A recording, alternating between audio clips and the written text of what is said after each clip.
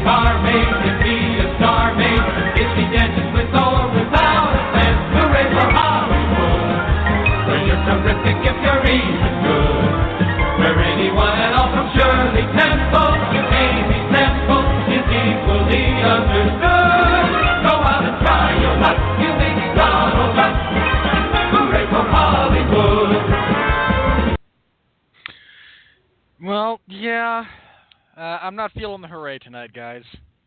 I'm just not. But this is Damn You Hollywood. I'm Robert Winfree. I'd like to thank you all for listening. I'm feeling pretty good tonight, guys. I'm not going to lie. None of that has much to do with the movie.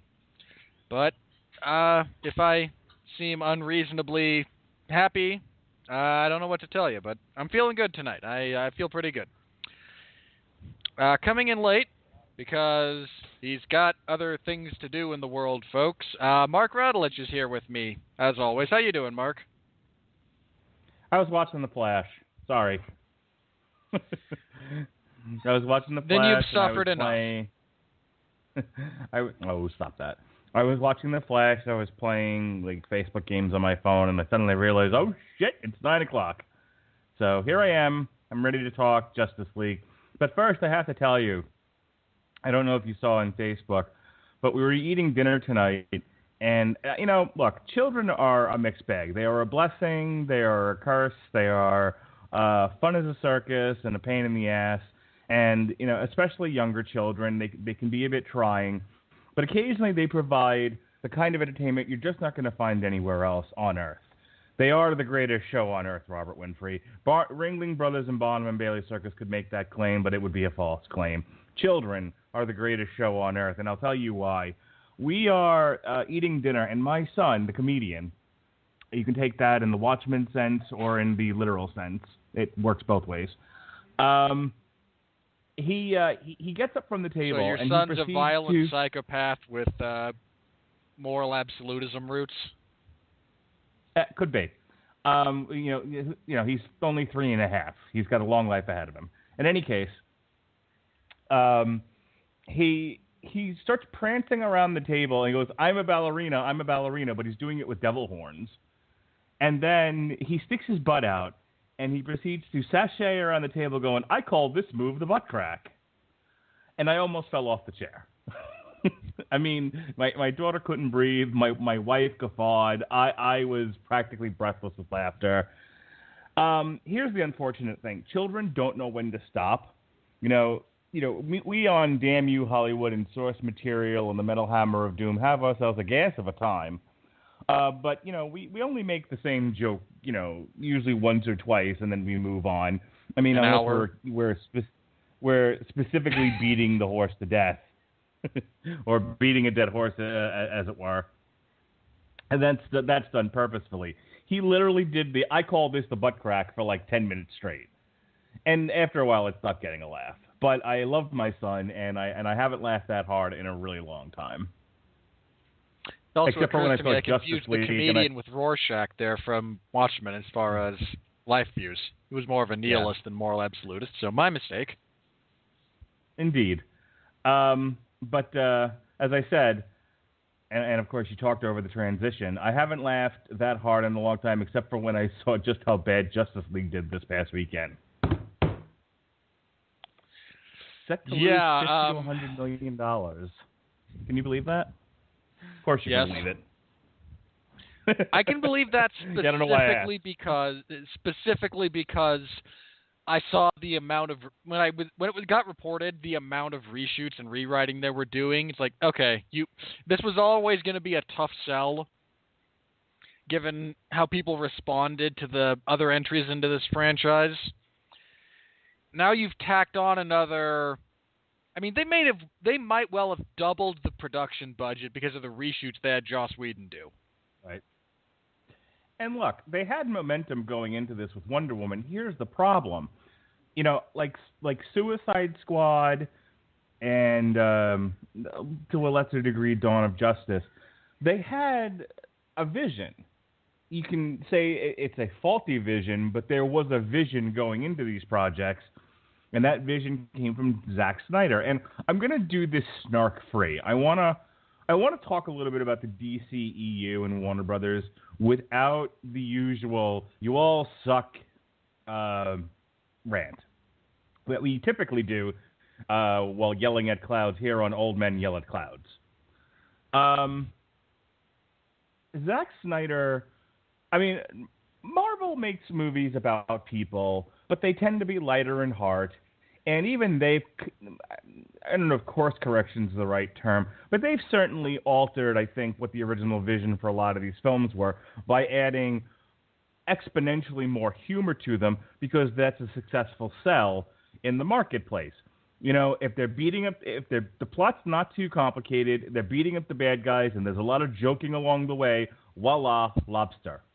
Now, and that's you can see that with Thor Ragnarok. Can I just say, I hate that actually works. Like, I know why they do it. Like, they do it because it leads to greater financial returns. I don't hate them for doing it because this is a business. I hate that people are that stupid. Thor Ragnarok's currently number 9 in the top 10, and it's, you know, somewhere in the 700 millions on the strength of that formula. Zack Snyder, even before all that, because remember, this has been going on since Man of Steel, since the Avengers drew $1 billion. They wanted to tell, for lack of a better phrase, morality tales. They wanted to take these iconic characters and place them in situations and in a world where it's not just about punching bad guys and being quippy along the way. It's about dealing with moral, complex issues. You know, if you're the Man of Steel, what does that mean on this world? You know, the Christopher Reeve movies were great. They were iconic in their time. But I don't think Christopher Reeve was really wrestling with moral quandaries. This one does. Man of Steel, that's a lot of what that movie was about. Now, we can sit here and, you know, debate the merits of the plot, which are a little wonky at times, at best. And we've done in the past, actually. Feel free to go into the archives, folks. There is an episode of Winfree and Radulich defend Man of Steel. But yes, as a matter of fact, we defended it and Gavin prosecuted it. It was a pair of podcasts for the ages. But Zack Snyder had this vision of what he wanted these to be. He wanted them not just dark and gritty. I think that while that was the aesthetic, I feel like that just writes off the entire project for the sake of kind of undermining what he was trying to do critically. I think what Zack Snyder was saying was, hey, can we elevate these in some way? Can we ask some important questions about these mythological beings that we're talking about and telling stories about? Can we take the superhero genre and do what was done in The Dark Knight and elevate it to where it's true film, not just popcorn features? And now, whether or not he has succeeded in that is certainly up for debate, and that's not something that needs to be debated here. We eventually do want to get to Justice League. But it is worth pointing out that after Dawn of Justice, both Suicide Squad, Wonder Woman, and Justice League all got heavily edited and reshot to one degree or another in favor of, hey, nobody likes your vision, we need to course correct. Which isn't really fair to Zack Snyder. It isn't fair to the projects. It isn't fair to the actors. And I think the result has been this hodgepodge mishmash of films. I'm going to go ahead and say, while Wonder Woman was a great film with a shit ending, shit third act, and it was. We talked about that over the summer. That whole last act is like a video game that I can't play, as Confused Matthew would say, and it looked like garbage. But had Wonder Woman not evolved into a feminist cause, I don't think Wonder Woman would be as highly regarded as it has been. So you have the schizophrenic Suicide Squad, the feminist cause that was Wonder Woman, and their attempt to remake Zack Snyder's vision of Justice League into Joss Whedon's vision of the Avengers. And wonder it feels exactly as stupid as that sounds. It really does. I mean, is there anything you want to take issue with what I've said here? No. Like, there's a few things I want to talk about when we get to the craft of the film itself, because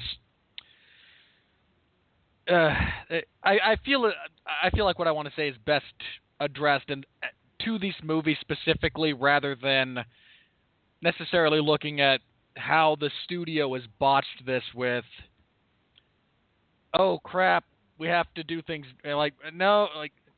there's a significant merit, and I'll say this is what I want to say as it pertains to this.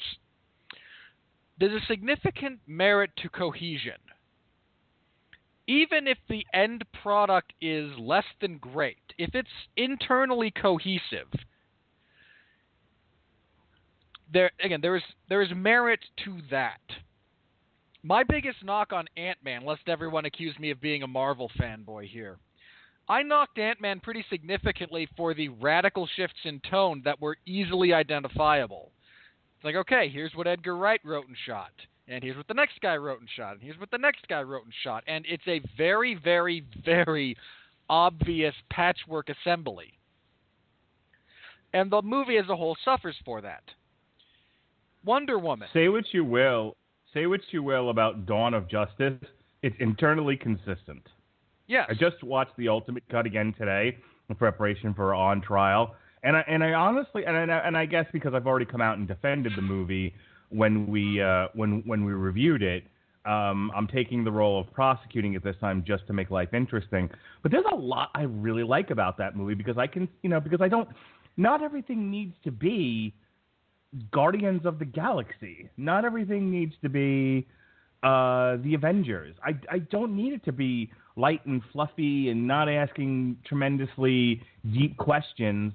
I don't need to see a lot of punching going on. I like the fact that this was about the very real anxiety and paranoia of living with somebody like Superman on Earth. I loved the fact that this was a Batman at the end of his rope that had seen the death of Robin, that had lived 20 years in Gotham and felt like he hadn't made a difference and had become extremely cynical and violent. People complained about that. I don't want to get into a tangent on Dawn of Justice, but there was so much complaining about how Batman just straight up murdered people. And it was like, you do realize this is a Batman in a time and setting where he's been the Batman for 20 years. He fucking says it in the movie. 20 years in Gotham, how many promises have been broken?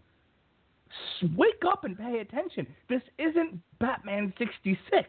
This isn't Batman Year One. This isn't even Batman and Robin. This was Frank Miller's Dark Knight Batman. Someone who had his soul crushed, and in doing so, sort of just takes it out on Superman, and is sort of brought back down to reality when he's face to face with the fact that he's gonna end up in his rage and paranoia and anxiety. He's gonna let an innocent woman get killed, and has to sort of shake himself and go, "Hey, I'm supposed to be a hero, not a murderous Punisher-like vigilante." These are all things I liked about that movie. And I can see why it drove everybody else out of the theater screaming, where's my Batman 66? Yeah, when we reviewed that movie, I had no issue with Batman murdering people. My issue was that he then subsequently didn't kill Lex Luthor because, yeah, he would have. That was my biggest gripe. Like, oh, you have plot armor. And it's very obvious plot armor. And it's somewhat ironic to watch Batman try to overcome plot armor because he's the biggest Mary Sue in the world. But I digress. Now, again, like when we reviewed Dawn of Justice, like, no, here's positives, because there were. Here's all these negatives, because there were. Like, it's not wholly one or the other. So, again, as far as that goes, I think the biggest problem, before we get into the actual craft I cut you off movie, and you were talking about... I cut you off. You were starting to talk about Wonder Woman. Oh, yeah. Well, okay, Wonder Woman succeeded, I think, in large part because there's a coherent vision behind it. Sure, the third act is stupid. Like, there's no getting around it. But the totality of the film is very much a singular vision and how it plays into the world. If you contrast that with, again, Suicide Squad, which had 8 different rewrites and directors and reshoots, and it never really had a chance to be anything other than the dumpster fire that it was. And you get a bit of that in the best Marvel movies, and I hate to make a one-to-one comparison here. It's the best I can do. The best Marvel movies are a coherent vision from a specific director or directors, and how that character and the stories they want to tell fit into the greater Marvel Cinematic Universe. The Guardians make jokes because they face death and depression and the malaise of their existence on a regular basis. There's a lot of gallows humor there. Captain America doesn't joke a whole lot. He deals with, very different circumstances. Those movies aren't comedic. There are some comedic elements to them because nothing is, again, completely one or the other.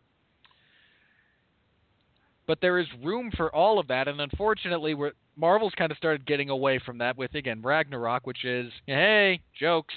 My whole planet just got blown up, but boy, I can crack wise about it. Ugh. Right, again, see our review of Thor Ragnarok for more detailed discussion on why that's just the dumbest thing ever. But yeah, again, that's my last word here. Is I think that, again, cohesion is a property in a film to be celebrated. And there's not a lot of... And when there isn't, it's obvious. Again, Ant-Man. Obviously not cohesive. Justice League. Also, rather obviously not cohesive. But, again, that's the only thing I think I had to say about kind of the overarching things before we get into the specifics of this movie and what I liked and didn't like. Because I'll warn everybody right now, if you came here expecting me to just bag on the movie wholesale, you will be disappointed. There are positive things about this movie. Here, let me sum this up, because I want to get into the critical elements of it, but Robert always asks me, what did I think of the movie or what were my expectations? Here's the thing. I didn't know what to expect because you had Joss Whedon, who is particularly strong in the sense of promoting females. One might even say a feminist agenda. He is. He openly, to be fair, he is. He talks about himself as such. And then you have Zack Snyder, who is writing these heavily philosophical, put the superhero in moral quandary type visions. And he had, between Dawn of Justice and what was supposed to be a 2-part Justice League movie, he had a vision for the kind of story he wanted to tell. And they lost the second part of Justice League. He couldn't even finish the movie, not to mention he received pressure from the studio to alter the tone of the thing so it wouldn't drive people out of the theaters the way Dawn of Justice did. This movie never had a fucking chance. I'm surprised. I honestly didn't know what to expect because it was a salad bowl of nonsense. going into it. So I think I just wanted to be, and to say all of what we've just said for the past 20 minutes, and to end it with this one line seems a bit ridiculous. But like I just wanted it to be entertaining at that point. I didn't want to walk out of the movie and feel like I hate to compare it to this because they're not comparable. But my feeling with like Blade Runner, like what the hell did I just watch? Well, that's not what happened here. I knew exactly what I was watching by the end of that movie. And I can sum it up this way. This looked, and I'm going to echo actually the thoughts of Mike Stokasa from Red Letter Media's Half in the Bag. This poorly written Saturday morning cartoon version of the Justice League. This felt like an episode, like a 2-hour episode of the Super Friends. That's it. That's literally what this was. This had no depth to it. There were no questions being asked, no moral quandaries. The only amount of substance there is in this movie is Batman still feels guilty for his role in Superman getting killed by Doomsday. And they all on one level or another recognize the threat of Steppenwolf and say, okay, well, we all have to, despite our internal struggles, we all have to step up here. And there's a little bit of, characters having arcs. Barry Allen becomes a hero. Batman sort of assuages his guilt over Superman. Superman comes back to life and apparently now enjoys saving people because he didn't in the last 2 movies. Wonder Woman becomes a leader. Aquaman goes from being a recluse to being a part of the world. And Cyborg sort of gets over his depression about also nearly, being killed and being brought back to life as a cybernetic monster. Which is all, I guess, fine and grist for the mill. But it's literally like that is puddle-level substance stuff right there. And it doesn't get any deeper than that. And the whole movie You ascribed entirely too much of an arc to Aquaman. You are being incredibly generous. All I said was he went from being a recluse to being a part of the world again. Well, he did. That happened. You're being generous. Okay. But the whole movie is essentially a series of setups to attack yet another mindless zombie army, and then a video game boss. It's a giant video game boss fight at the end. And complete with Soul Calibur axe. I've never even played Soul Calibur, but I can recognize like the God of War Soul Calibur weaponry that Steppenwolf was using. But that's enough of me, thanks. I'm driving. Go ahead with your plot synopsis. All right. Anyone, if you haven't seen it and that potentially bothers you, here's your last chance to get out. Even though Mark actually did a pretty good job there. All right. We open here with the world still kind of getting over the death of Superman, or not as such. Maybe they are, maybe they aren't. They never deal with it. Like, that really, sorry, not editorializing just yet. This is what happens. Then I will yell about the writing errors. Please, I was going to say, please put a button in that because I really want to talk about how, because we live in a world... Okay, everyone take a drink. This is why we can't have nice things thought of the night. Because we can't have a superhero movie that deals with serious issues like the death of a god and how that affects people and really spend 10 to 20 minutes exploring the nature of that and how it affects the world, bad, good, and indifferent. They just fucking shot right over it as if it didn't matter at all. Which then, what is the point of even then? It completely undermined the point of it, such as it was in Dawn of Justice. But I'm sorry, I go ahead. Plot synopsis, go. No, I agree completely. I do want to touch on that. Anyway, the actual death of Superman seems to have awoken. What do they call them? The mother boxes. Yes. The MacGuffins. They're MacGuffins. They are MacGuffins. Avengers. I was going to say, Avengers had 1 Tesseract, this one's got 3. That we had never seen or even heard of prior to this movie. Which is... Anyway, it awakens these things, which summons forth CGI'd monstrosity Steppenwolf. Can I ask a question? Yes. Can I please ask you a question? I've been dying to ask you this, but we've gotten off track talking about the movies, oddly enough. Go ahead. Did the CGI in Justice League make you, A, want to take out your cock and pee all over the screen, B, vomit profusely and violently, C, sneak out in the middle of the film? It actually made my eyes physically try to leave my skull. Like there was a reflexive urge to save themselves from the quality of the CGI in this movie, and I had to like tie a transparent bit of cloth around my eyes like a bandana to keep them from physically leaving my body. Okay, we'll talk about it. Please continue. Anyway, he is summoned by the Mother Boxes. We get some backstory about how he tried to conquer Earth thousands of years ago and was repulsed by the last alliance of men and elves. Sorry, an alliance of men, Atlanteans, and Amazons. And after he was repulsed... And Lantern. And don't forget Lantern. Yeah, there were some lanterns that showed up. The Greek gods came down and fought, and he was repulsed. And each of the 3 kingdoms took one of the boxes. Mark, we've got a caller. Would you mind screening that while I do this? Oh, most certainly. Thank you very much. But yeah, I'll go ahead and screen. Probably, but good. I'd rather be sure. Anyway,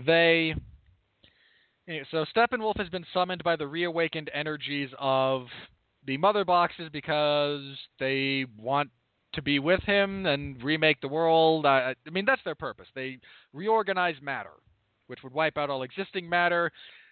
It's basically Genesis from Star Trek Wrath of Khan. Is kind of what these things are in practice. So he shows up at the island of Themyscira. He whoops the Amazons and takes the box. The Amazons set off some ancient signal that Diana recognizes. She goes to Batman and says, yeah, we're kind of out of time. If anybody's going to come and help, it should be now. So he recruits Barry Allen, the Flash, who is very anxious to actually make friends because he's a little socially awkward because, well, everyone must be there must be a socially awkward character, I suppose. Arthur Curry initially tells Batman to piss off. However, after Steppenwolf shows up in Atlantis and smacks the Atlanteans around, takes the Mother Box, and then exits through a boom tube, he decides, yeah, I can't let this stand. So there's like supposed to be a whole plot there that they completely jump over about him wanting to claim the throne of Atlantis and not actually wanting it. And I only bring that up because it's really obvious that they skipped over it. So he decides that, yeah, this can't really stand, so he goes up to join them. They also meet Cyborg, a human who was in a very bad car accident, and his father saved him through use of the 3rd Mother Box, which is now, like, slowly turning him into a machine. Which, okay. And he's able to plug into the internet at all times, and so, anyway, there's Cyborg. Cyborg kind of decides to come along as well, for reasons I'm still not entirely clear on. Diana kind of talks him into it, but I don't think he actually fully joins the team until Steppenwolf kidnaps his dad. Yeah, that was kind of how I felt about it. And anyway, so he brings out the 3rd Mother Box, which is subsequently claimed by Steppenwolf, but before they use the Mother Box in combination with the amniotic chamber on the Kryptonian ship to revive Superman. Believe me, I know it's weird. So Superman comes back, and like you do when you are raised from the dead, he is unsure about who's around him, and he lashes out violently. Not that I can blame him. He nearly kills all of them, including Batman, before Lois shows up and is able to kind of talk him down and help him regain his memories. And then so Superman shows back up at the critical moment to turn the fight once they all engage with Steppenwolf. There's a giant semi-climactic battle. They're able to separate the cubes, which are, again, they all integrate into a single unit, which then reorganizes all matter on Earth. They stop it, they separate them, they defeat Steppenwolf. Steppenwolf is attacked by Parademons as he is recalled, presumably by Darkseid, because Darkseid's the one in charge of boom tubes, at least to the best of my knowledge. And we all go about our merry way, having learned a little bit, and Superman and the Flash have a race. Which was probably the best thing about this movie. Was that post-credit scene where they set up the race between the Flash and Superman. And then the final extra credit scene, no, Luthor has escaped from... I refuse to acknowledge that. Do not speak of it. Well, I'll say it. I will. Luthor has escaped from prison. Mark, I will mute you. Don't do it. Deathstroke. Okay, we have a caller. It is, of course, the oldest man who yells at the darkest clouds. Ladies and gentlemen, totally 80s, punching pugilist, Mr. Pat Mullen. How do you do, sir? Hi, guys. First-time caller, long-time listener. Sure you are. You guys sound really negative on this movie, and I can't understand why. Because to be honest, I really liked it. The idea that when Steppenwolf comes down to find the Tesseract, the mother boxes, and you have Captain America and Thor, and Wonder Woman and Batman and the Flash all come together to stop him with his army of Parademons, to form this thing and create this boom tube, boom tube to this other world, serving their evil dark master, Darkseid. I just don't understand why you guys are so negative on how original this is and how great it is. The only thing that would have made that funnier is if you had said it like George St. Pierre. Oh, those were the good old days. No, just don't. Just don't. Mark, I had to suffer through a 7-hour UFC event on Sunday. I'm a little tapped out as far as that goes at the moment. So in all seriousness, there's a lot to. I was going to say there's a lot to pick on here. That's my big one. Mm-hmm. Yeah, is I that would Josh Whedon not so cleverly just reworked his entire script for Avengers as this movie. Well, what's funny is one of the guys from Half in the Bag pointed out that this plot point about the mother boxes terraforming the Earth and having to stop the bad guy from turning the planet into like a planet like his home world is the exact same plot as Man of Steel. So, apparently they just gave him the Genesis original weapon. plot in this movie. Again, they just gave him the Genesis weapon to have him do it instead of a giant terraforming ship, and we don't even have the benefits of Ricardo Montalban acting as the villain.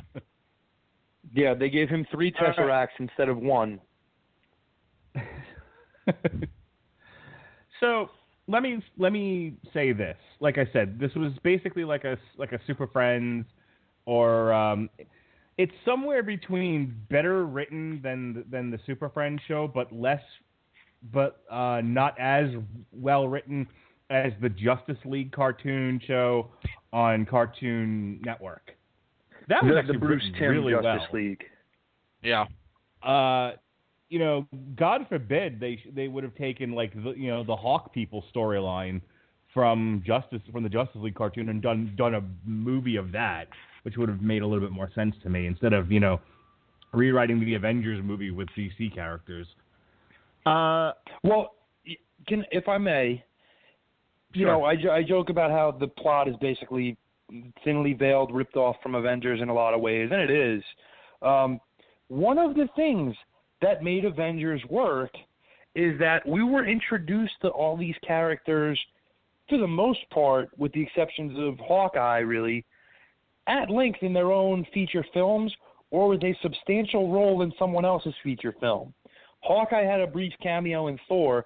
Thor had his own feature film. Iron Man had 2 by this point. Captain America had 1. Black Widow had a substantial role in her own in Iron Man 2. And the Hulk has had 2 features and is basically ingrained enough at that point to people where they know what the Hulk is. And so while he is the least developed, clearly, and that was criticized by people, at least there's that. In this one, we're getting Aquaman thrown at us, The Flash thrown at us, Cyborg thrown at us, and I dare say, because it's not The Flash from the TV show, a lot of people are confused by his introduction in this, because Aquaman is not the blonde-haired guy in orange and green from Super Friends.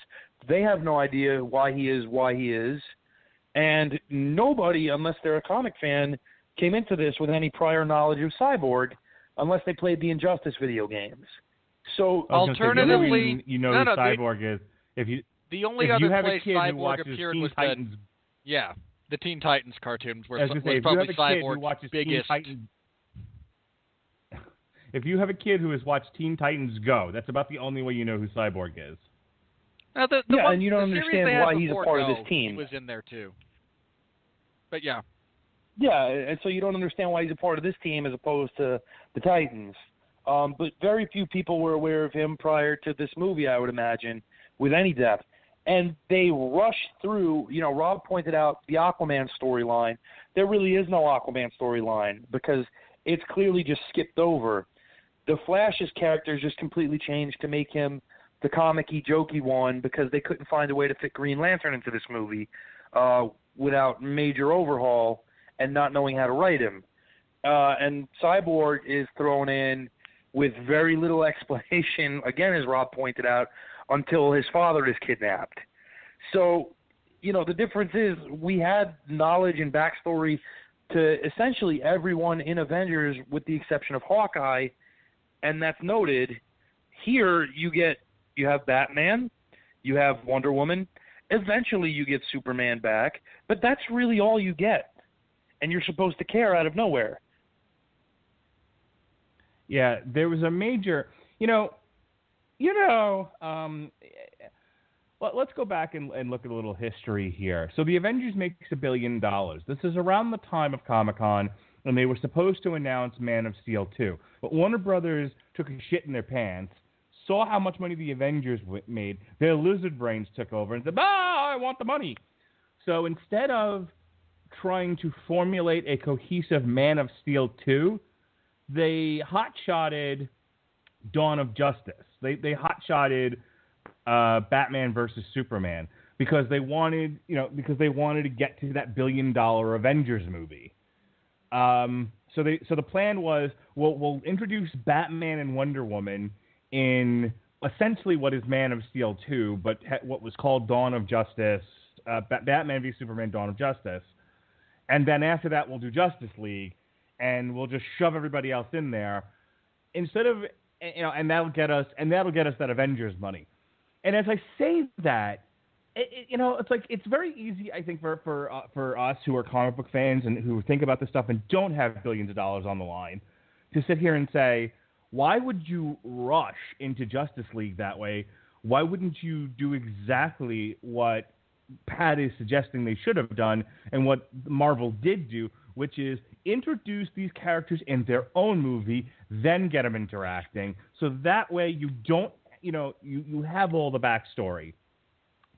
And in defense of Warner Brothers and in DC, I think there was this notion that even if you, as wrong as it may be, but I think there was the belief, and I can see where they're coming from here, that Batman is an iconic character who needs no backstory. You all have seen enough Batman movies at this point. You know who fucking Batman is. Before Justice League was going to come out, there was going to be a Wonder Woman anyway, so that takes care of her.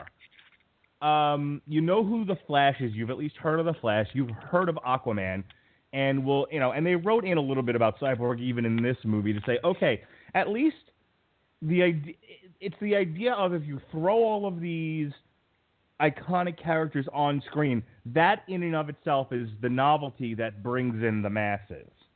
Now, you guys are now probably jumping up and down and sweating and saying, but that's wrong, and I agree with you. But I think that was where they were coming from, that they could institute a shortcut, basically. And it's I don't shitty disagree film. with that. I was going to say, I don't disagree with that, especially with the fact that, Superman's already had, prior to this, 5 films of his own, or really 6, actually, I should say, if we count Man of Steel, and at least 7 if we count Dawn of Justice. And two modern television shows between Lois and the further adventures of Lois and Clark and Smallville. Like, if you don't know who Superman is at this point. Again, and very similar with Batman. Very similar in certain respects with Wonder Woman. She did have her own TV show. She is the iconic female, empowerment character. Marvel, if you look at who Marvel's big, well-known characters are, you've got Spider-Man, who was not a part of the initial franchise. You've got the Hulk, I would say, is probably next best known, but had already had 2 films of his own, and even then it's sort of reworked in the Avenger film. And then you've got, who's next? Wolverine? Not a part of what's going on. Yeah. There's niche audiences that understand who Captain America is. There's niche audiences who understand who Iron Man is. There's a very small niche audience who understood who Thor was or had heard of Thor prior to this. But when they crafted these films around these characters, that's the investment you make to build for that big payoff. Again, I understand why you wouldn't think that you need that when you have these characters who everybody has heard of, but at the same time, you're doing something with a narrative that needs to make sense to the casual moviegoer who sees this and wants to plop money down and see a movie that they're going to enjoy and would see a sequel to, if that's the case, if you're playing the long game. And they didn't see any of the long term here. It was just quick money grab, like Mark said. And this is why you get the negative reaction and the negative result. Yeah, and for those of you who may not... Hang on. If I may. This might sound really weird, but Marvel as a film studio took a significant risk with Iron Man. A lot of people may not think that now because of what it spawned and how well it was received and how well it performed. But Iron Man was not a well-known character. Like, the big Marvel players were owned by other, Fox owned them. And who did they cast in the lead role at the time? Downey wasn't, the Downey now who's a guaranteed star who people love. That was one of Downey's real first big positive steps in remaking his career again. Yeah, that was right after Chaplin, right? Because he got out of jail and his biopic of Charlie Chaplin was well received. Well, hang on. Let's be clear. Robert Downey Jr. as Sherlock or Iron Man does big box office. Robert Downey Jr. in something that isn't a licensed character role doesn't do well. He had a movie that came out in the midst of all of this. Because remember, he's done 106 different Marvel movies by now and 2 Sherlock movies. The Soloist by Guy Ritchie. He had something where he was a lawyer and his dad's a judge or whatever. That bombed. That was him and Robert Duvall. Yeah. So again, Robert Downey Jr. has made this part his own and has done well with it. But yeah, outside of that, it's not like he's doing big box office in anything else. This isn't like a Tom Cruise situation. He did moderately successful films with The Soloist and Due Date, and then he had Tropic Thunder where he got nominated for an Academy Award. All right, well, that's fair. I didn't realize that those were during the Iron Man run. But pretty much, yeah. Yeah, they're all post Iron Man. Okay, well, I stand corrected. Here's what before we lose too much time, and we have 2 other bits to do. Focusing like a laser on Justice League itself. I mean, we've already seen what the problems was. It's a mishmash. They didn't, they really should have given all these characters their own stories first before, throwing them all into this movie. So everyone's underwritten, basically, with the possible exceptions of Batman and Wonder Woman. They between Dawn of Justice and this, they've wasted 38 different stories that could have been expanded upon into their own movies, especially with Dawn of Justice. But here are the good, the bad, and the ugly. Really, really quick in 50 words or less. The good. This was a breezy 2 hours. Okay? I didn't once look at my watch. I didn't doze off. I wasn't bored. This is something I could have taken my kids to, and I wouldn't have felt that they wouldn't have kept it wouldn't have kept their attention span. This was moving. It was a very entertaining, shove the popcorn down your throat, have a good time, and imminently forgettable action movie. That's a compliment, by the way. It's not. The bad. It's really not. For this film, it is. In my world, it's a compliment. The bad. The CGI is fucking dog shit awful. This, again, as Confused Matthew would say, this looked like a video game that I couldn't play. This doesn't even look like a... Hang on. This doesn't even look like a AAA major studio video game. There are video games out right now that look better than this. Yeah. This is Canon Film CGI. That's good. Steppenwolf, aside from looking terrible, people are saying this is Marvel level. This approached Marvel level of, Malekith level of underwritten bad guy. I honestly, Malekith at least had. I feel like Malekith had more character than Steppenwolf. I couldn't tell you anything about Steppenwolf. I can only tell you what he wanted to do. He wanted to terraform the Earth. Which, can I complain about something just as a fan of comics for 1 second and a fan of film, and this is where the twains meet with this, and it's been bugging me, and if I don't say it, I'm going to feel like I have to do another podcast just to talk about this. This was so poorly written in terms of establishing the bad guy and the plot and what he wanted to do and all of that, and here's why. This movie assumes way too much. Who is Darkseid? I know who Darkseid is. I've read the comics. I just fucking did a podcast on the Darkseid War. So I can tell you who Darkseid is and who the Anti-Monitor is, for that matter. And if you've never read comics, you don't know who the hell I'm talking about. But in the middle of this movie, Steppenwolf is yelling out, "For Darkseid!" And it's like, what there should have been was a scene right at the beginning of the movie where Darkseid says, "The last son of Krypton is dead. Now is the time to strike. The heroes of Earth aren't strong enough to defeat Apocalypse. Go, Steppenwolf. Go in the name of Darkseid and bring the Earth to me." That was all that basically needed. I just did it. Go ahead. Same situation as Rise of the Silver Surfer with Galactus. Yeah, basically. I didn't remember that movie. But just establishing this is who the big bad is. Steppenwolf's your lieutenant. The Parademons are your army. This is what we want to do and why we want to do it. Go. Instead, or don't mention Darkseid at all. Don't say this is for Darkseid. If Steppenwolf is, if they're, going with what they did, which is Steppenwolf tried it once before, and now he's trying again, there really wasn't a strong enough link. Like, it was inferred that he's doing this because Superman's dead, but I needed a stronger connection. Again, if you don't show me in the film, how am I supposed to know? That's not the kind of thing you should be inferring. There was some.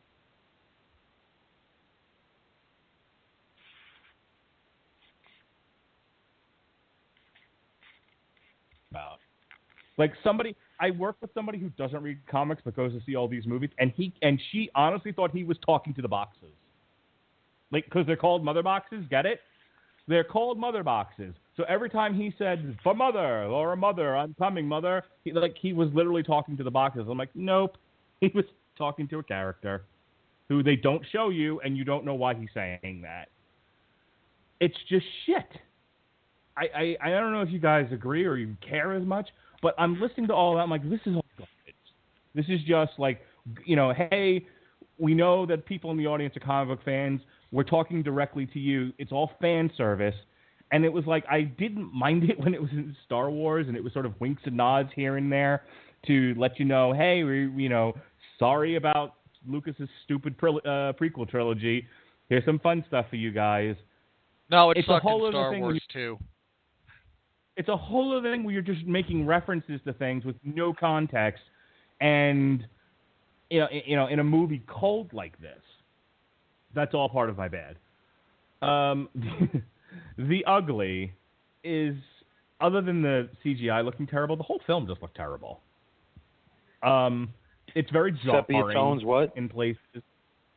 Yeah, well, that's the thing. It was like, here are the films Zack Snyder shot. They all look like dog vision. Here are the scenes that Joss Whedon shot. They look like, brightly colored cartoons. And it was like, there's no consistent visual vision for this movie. The thing with Zack Snyder, and I've heard this said before, and it bears saying here, Zack Snyder has an eye to create very visually striking moments, both good and bad. If you look at Watchmen, and we'll use Watchmen as the main example, Watchmen is a collection of visually stunning moments without a strong narrative to tie it all together and keep you interested and entertained. Zack Snyder should never go beyond the field of art direction, because he doesn't know how to tie a scene that can look very visually appealing into a narrative. That's the problem. And a lot of what he does in this movie, you see those sepia tones that would ruin what's an otherwise very striking shot or scene.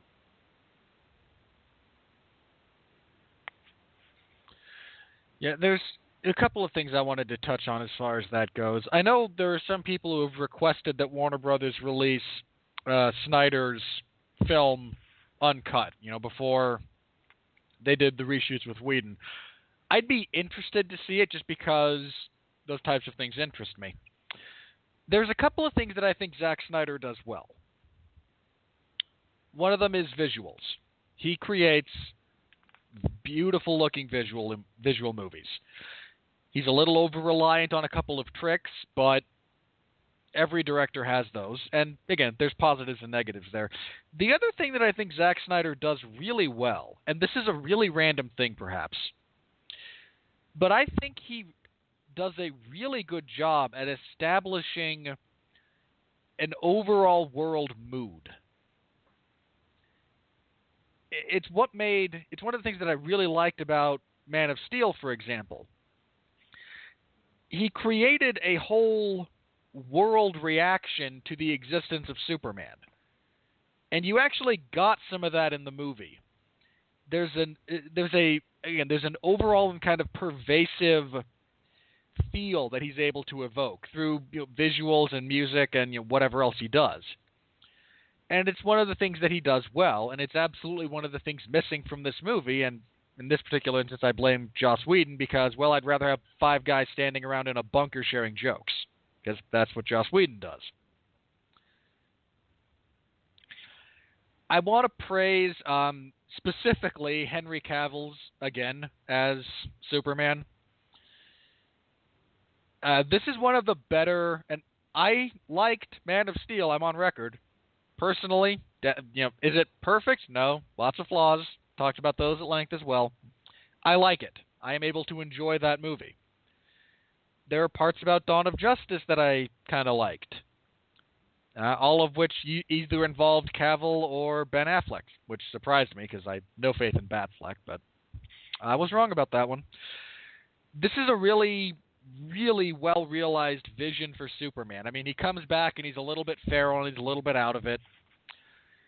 But as he kind of regains himself, you get a lot of great Superman moments in this movie. You get him showing up. He gets the big heroic entrance with a very Superman line. Is this guy still bothering you? No, that was a different one. But I didn't laugh nearly as hard as that one as I did the other one. Like, no, man, Steppenwolf said, no, the only truth is power, and just from behind him. Yeah, I'm a big fan of truth. I kind of like justice, too. And then he proceeds to beat the crap out of Steppenwolf for a few minutes because Steppenwolf is horribly outmatched. And then he breaks from the fight like, no, we're trying to save the world. Yeah, but there's a building full of people about to die, and you guys hold on to this for a second. I mean, again, you get a lot of really great Superman moments, and I felt that needed to be acknowledged because there's a lot of bad, but there is good, and Cavill as Superman continues to be very good.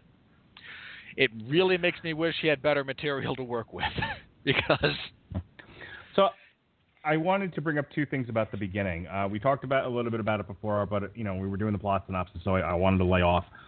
But two things. One, and this is just a personal issue. They opened with "Everybody Knows," as sung by Ingrid,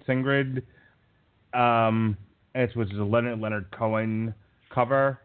And I just want to say to the people who produced this movie and worked and created the soundtrack to it, Concrete Blonde did a cover of "Everybody Knows." It's amazing. Why couldn't you have just used that? Because this version sucked. Anyway, that's a personal issue. But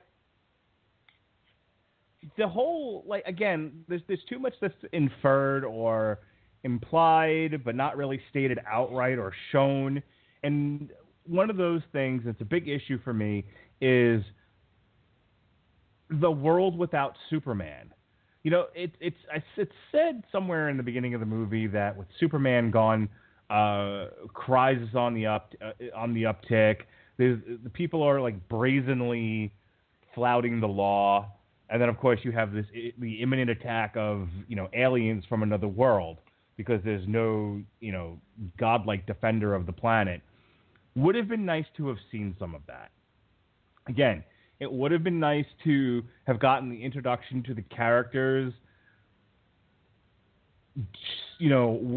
Trying to, you get a little bit of that with Wonder Woman, but it would have been nice to have seen it with the Flash and even Batman. Batman's thing is trying to trap a parademon and see what he's dealing with there, and sort of the realization that he's not strong enough to even fight the parademons, let alone Steppenwolf. But it would have been nice, for Batman to sort of tacitly acknowledge that. In all the years he's been patrolling Gotham and fighting the Joker and Penguin and whatnot, he's never seen it this bad since Superman died. You could have had Gordon do it if you didn't just hang on. Yeah. If you didn't want to just have Batman do it. There's that scene where before J.K. Simmons is so utterly wasted on this movie. But yeah. Right before he goes up to talk with Batman to turn on the bat signal. He's walking through the precinct. You could have spared 20 seconds of dialogue for him to, lament the loss of hope and what it has meant to, even just the average people that, the Leviathan's gone, guys. Thomas Hobbes was right. But my philosophy background notwithstanding. It just feels like in Zack Snyder's heart and mind, he had a grander... Probably taking into account all the things that we're talking about, but he had a grander scheme of what he wanted Justice League to be. And producers and investors got a hold of the footage. Test footage was shown, and it was like, yeah, cut anything that's a bummer. No bummers. This has got to be a bummer-free movie. And it was. It succeeds in not having a sad moment. Of course, apart from then the existence of the movie. And it took all the oomph out of it for me. I'm gonna go ahead and let Pat kind of have his say and let you finish having your say, because I don't have it. I've dominated a lot a lot of the last hour, and I don't have a whole lot else to say. I mean, characterization, I'm curious to see what James Wan does with Momoa and Aquaman. That's all I'll say about that. I have mild hope for that because I am a fan of James Wan's movies, generally speaking. However, after seeing what studio interference does to them, I am slightly less hopeful. Well, here's the thing, and just in terms of timeline, when Jeff Johns sort of came in to quote-unquote right the ship for the DC Cinematic Universe, it was too late to stop what had already been done to Suicide Squad, Wonder Woman, and Justice League. This is it. Justice League was the last movie that was too far gone for Jeff Johns to have had a significant impact on. Going forward, they're already working on Shazam, Wonder Woman 2, and Black Adam. The Batman. No, they're not working on it yet. The Batman's somewhere in pre-production, somewhere somehow. So forgetting about the talk of there's going to be 96 Joker movies and a Batgirl movie and your mom's movie and Pat's movie, the ones that have actually got cast and they've shot film, or building sets for, are Wonder Woman, Shazam, and I think the Batman. I got to go back. While Pat's talking, I'm going to go back and check the wiki on that. So going forward at this point, assuming they don't just pull the plug on everything, which the guy directing Shazam said it's not happening. They are trudging forward. They're just trudging forward with with whatever vision Jeff Johns has for this universe, and with the sort of philosophical idea that we should stay away from Avengers event movies and stick with some standalone stuff that just exists or doesn't in the universe. It's kind of let's go back to a more director-driven series of movies and not an event-driven movies the way Marvel does. All right, Pat, your thoughts here? We've kind of thrown a lot of stuff out there. What else you got to say for yourself? There's a good movie in here screaming to come out, but it was handled by people who don't know how to do that. You literally could have spent far less time in this film focusing on developing Batman and Wonder Woman further and spending that time on The Flash, on Aquaman, on Cyborg. But instead, they chose to be repetitive because they were, for some reason, afraid of introducing the audience more in depth in this film to the three characters they didn't know versus the two they already know. Even though when you get the ticket money, the likelihood of people walking out on the movie is very slim. Even a piece of shit like this. Now, we've seen the continual trend of these movies opening with less revenue despite the promise of, well, now there's more interest because of the preceding films. It's gone the opposite way of Marvel's films. And there's a reason for that. Because they didn't play the long game. They shortchanged themselves, and as a result, they shortchanged their audience who aren't real receptive to that and aren't going to take it. So now, even though they're going to allegedly trudge on with this, I would expect little to no mention of any of these events in the Captain Marvel Shazam movie.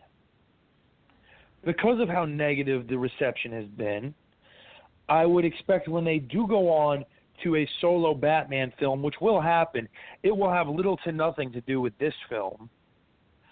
Might not even have Ben Affleck. That it'll be. It may not. I would wish that it did, but I don't see it happening. If we get a second Wonder Woman movie, I don't expect much mention in it of this. I don't expect another group outing like this for at least another 3 to 4 years from DC because of how spectacularly they've failed here, because of how weak the narrative is, and because now that Jeff Johns is going to be their, what's Kevin Feige? Yeah. he's going to want to assume a lot more control, and he won't want to put this together until he has his way with these characters and can rebuild a little bit from here. Until that happens, I probably won't be going to see another DC movie in the theaters. I'm already at the point where I really don't want to see another Marvel movie in theaters at this point, but I will because they've been more good than bad. But at this point, there's been no good standalone or group film from the DC Extended Universe, so I'm kind of over seeing them in the theaters at this point. All right, so to be clear, the concrete development, Aquaman, which has a release date of December 21st next year, that's in post-production right now. So that's a sure thing. Shazam is in pre-production, and Wonder Woman is currently in pre-production. That's all slated for 2018 and 2019. Allegedly, Cyborg and Green Lantern Corps are scheduled for 2020. They still have release dates. They're listed as still in development. So that's coming from a list of these have definitive release dates. So again, Aquaman is just tell you the state of DC and how bad this is because the Flash movie blew up on the launch pad. There's only one DC movie coming out next year, and it's coming out a little over a year from now. And then Shazam and Wonder Woman are slated for 2019. Cyborg and Green Lantern Corps are slated for 2020. In the meantime, there's an entire list of titled and untitled movies. The ones that actually there's been some work on and have like listed people for either director and or screenwriter. There's Batgirl, which is Joss Whedon's pet project, which there's talk that because Justice League shit the bed, he may not get his Batgirl passion project. We'll see. Thank God. But on the other hand, Batgirl's a girl, and we like feminist movies in this country now. So it's probably going to happen. Batman's being directed by Matt Reeves. It could have Ben Affleck in it. It could have Jake Gyllenhaal in it. Who the hell knows? That one. Really? That's the direction they're going? Yeah. So that one's in some degree of development. The aforementioned Black Adam has a screenwriter, Adam Stitzgill, and that's already got a cast. So and The Rock's producing it, so that's probably going to happen too. Flashpoint's got a screenwriter of Joby Harold and wait, they're doing a Flashpoint movie? Yep. And it's being produced by Greg Berlanti, Jeff Johns, and Toby Emmerich. So that one's probably going to happen. Now listen, I really appreciate what Greg Berlanti has done with the DC TV universe, we'll call it, okay? The Arrowverse, whatever you want to call it. He's done 2 good shows for 5 seasons. 2 awful shows, that's fine. He's tied them together well. It's cohesive. It makes sense. So I don't mind Greg Berlanti. Why the fuck are you going to do a Flashpoint movie when essentially the plot of Flashpoint just says everything before this doesn't fucking matter and it didn't happen?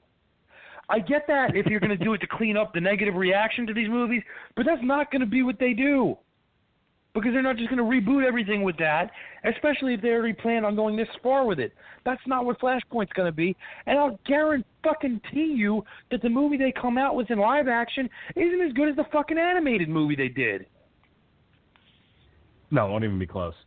So a handful of ones that are listed as in various stages of development that are probably going to happen.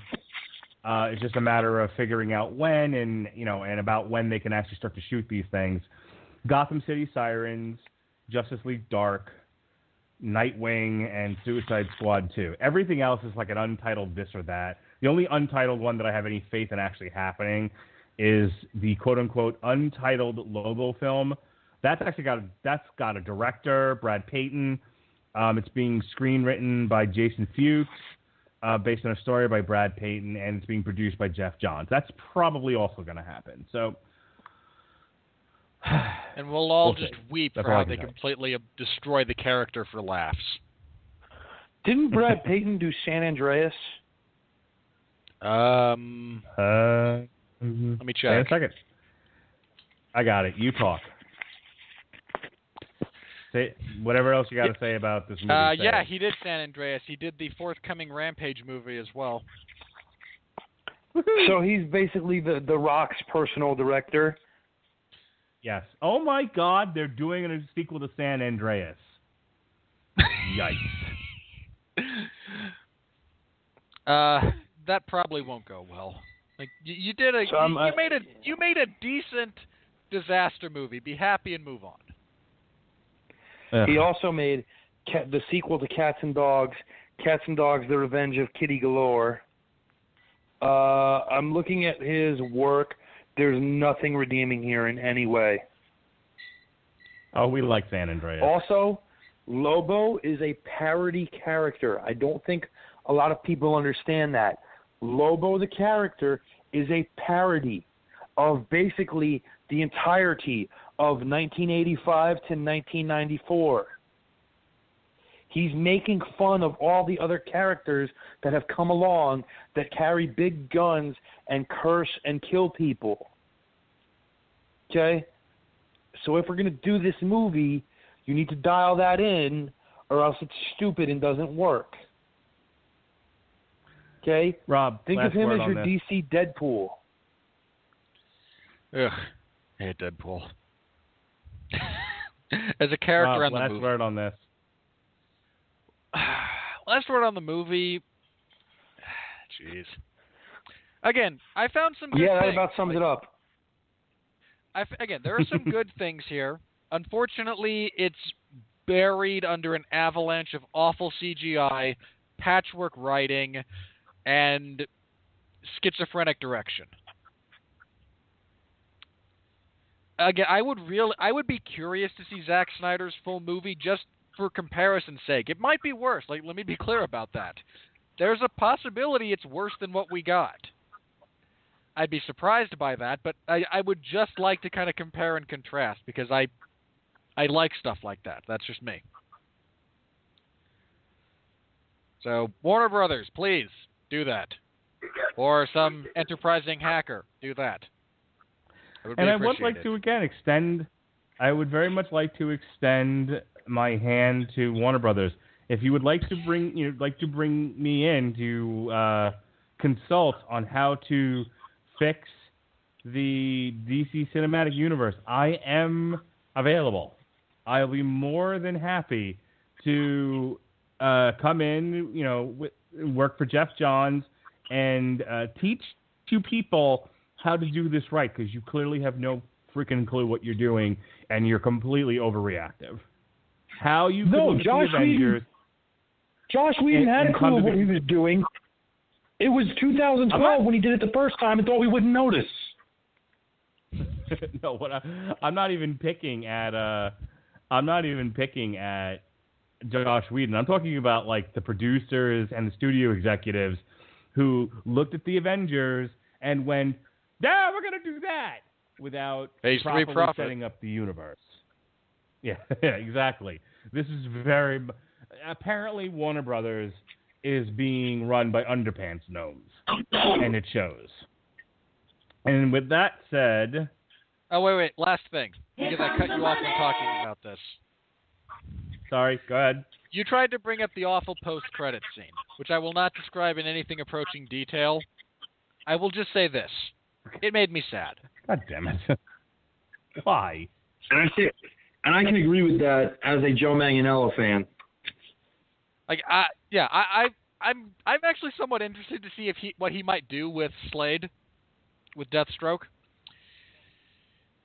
But seeing Jesse Eisenberg's Lex Luthor again just makes me sad. It just makes me so sad. Okay. And their whole hackneyed, we need a league of our own. Like, just shut up. You're poorly written, you're poorly acted. Go away. I'm really just surprised made me sad. Well, again, if they're going to do a line like that, I don't understand why they didn't say they've got a league, we'll have a legion, and leave it at that. Again, there's so many other ways they could have gone, but it went the way it went, and I was actually more bummed leaving the movie on that note than I would have been if I'd left after the Flash and Superman start their race. Because that was kind of glorious. I mentioned it. It seemed like a bit of a waste, actually, but, we all have our things. Come on, it was just fun. Like that's all it was. They were never going to do anything else with it, but again, I was perfectly okay with that, with the way they left it. Just, no, that's fun. Like, I'm cool with that. That was a good note to end on. And then, no, here's Eisenluther. Why would you remind me this is a thing? All right. Can I ask a serious question? Yes. Yeah, go ahead. Why not? Do people honestly think that Jesse Eisenberg is like a good actor? Jesse Eisenberg is a good actor when put in the right circumstances to do so. Because when he's playing like nerdy and awkward, like he was fine in Zombieland. I saw him in Zombieland. Okay, I saw him in The Social Network. I saw him in what was the amusement park? The amusement park one. Adventureland. I want to say is the name of it. Yeah. Adventureland. Really yeah. I want to say it was American Ultra. Wasn't Adventureland like Ryan Reynolds jerking himself off? No, he works in an amusement park in the summer called Adventureland. That's the one with Kristen Stewart, if I'm not mistaken. So I saw him in that. And basically, American Ultra, folks. Okay, that is American Ultra. I was right. Okay. He's serious Michael Cera in terms of both appearance and that he can play this role and nothing else. Yeah. Again, let me say this about Jesse Eisenberg. I do think he's a good actor. I genuinely do. I just don't think he has a lot of range. And that's I'm not quite sure whether that's, good or bad, but when put within a set of circumstances, he is an exceptional actor and a boon to any film he is in where he is able to do so.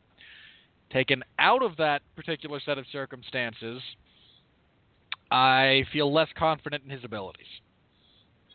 That's my perspective. Okay. By the way, not only was he in Ultraland, but he was also in Adventureland. Just thought I'd point that out. Okay. Yes. All right.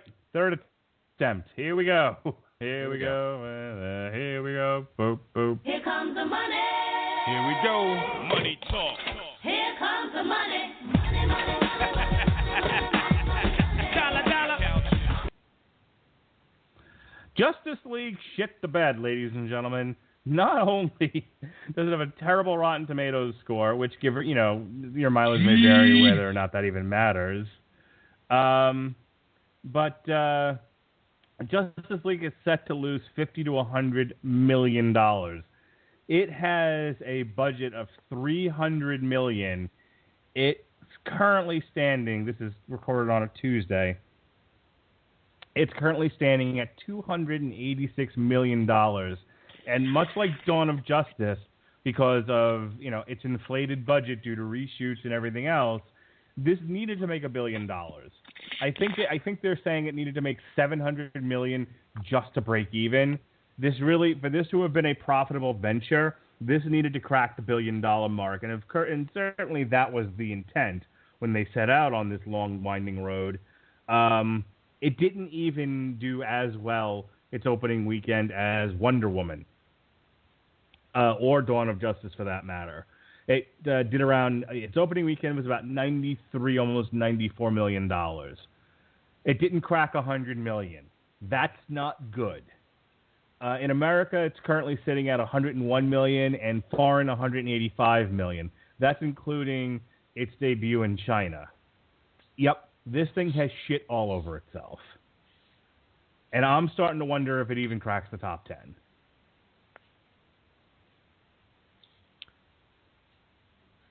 It'd be a big stretch at this point. What is number 10 right now?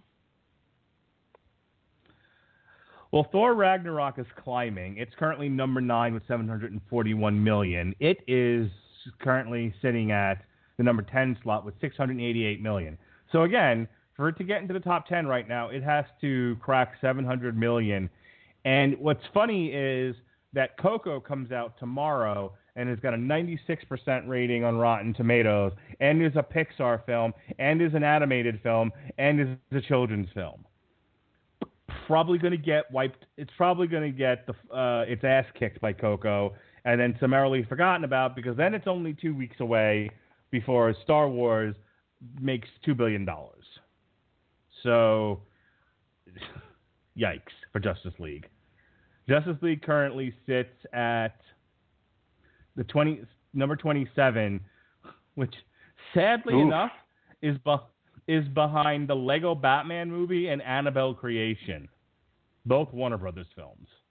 I can only tell you Annabelle that the Lego is the Batman doll, right? movie was atrocious. Yes. And Annabelle is the doll. Yeah, Annabelle is the doll. If Justice League doesn't surpass the Lego Batman movie, everybody at Warner Brothers who is an executive, I'm not talking about the craft people like Josh Whedon or Zack Snyder or whatever. I'm talking about the executives that were involved in, we'll call it stage 1 of the DC cinematic universe, needs to be Jump fired. out your windows. and not rehired by another studio.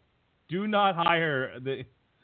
I'm starting to wonder if Warner Brothers shouldn't just, like, count their losses and sell off DC. Like, at this point, they've now hurt the brand so much that I don't know if it's worth even hanging on to.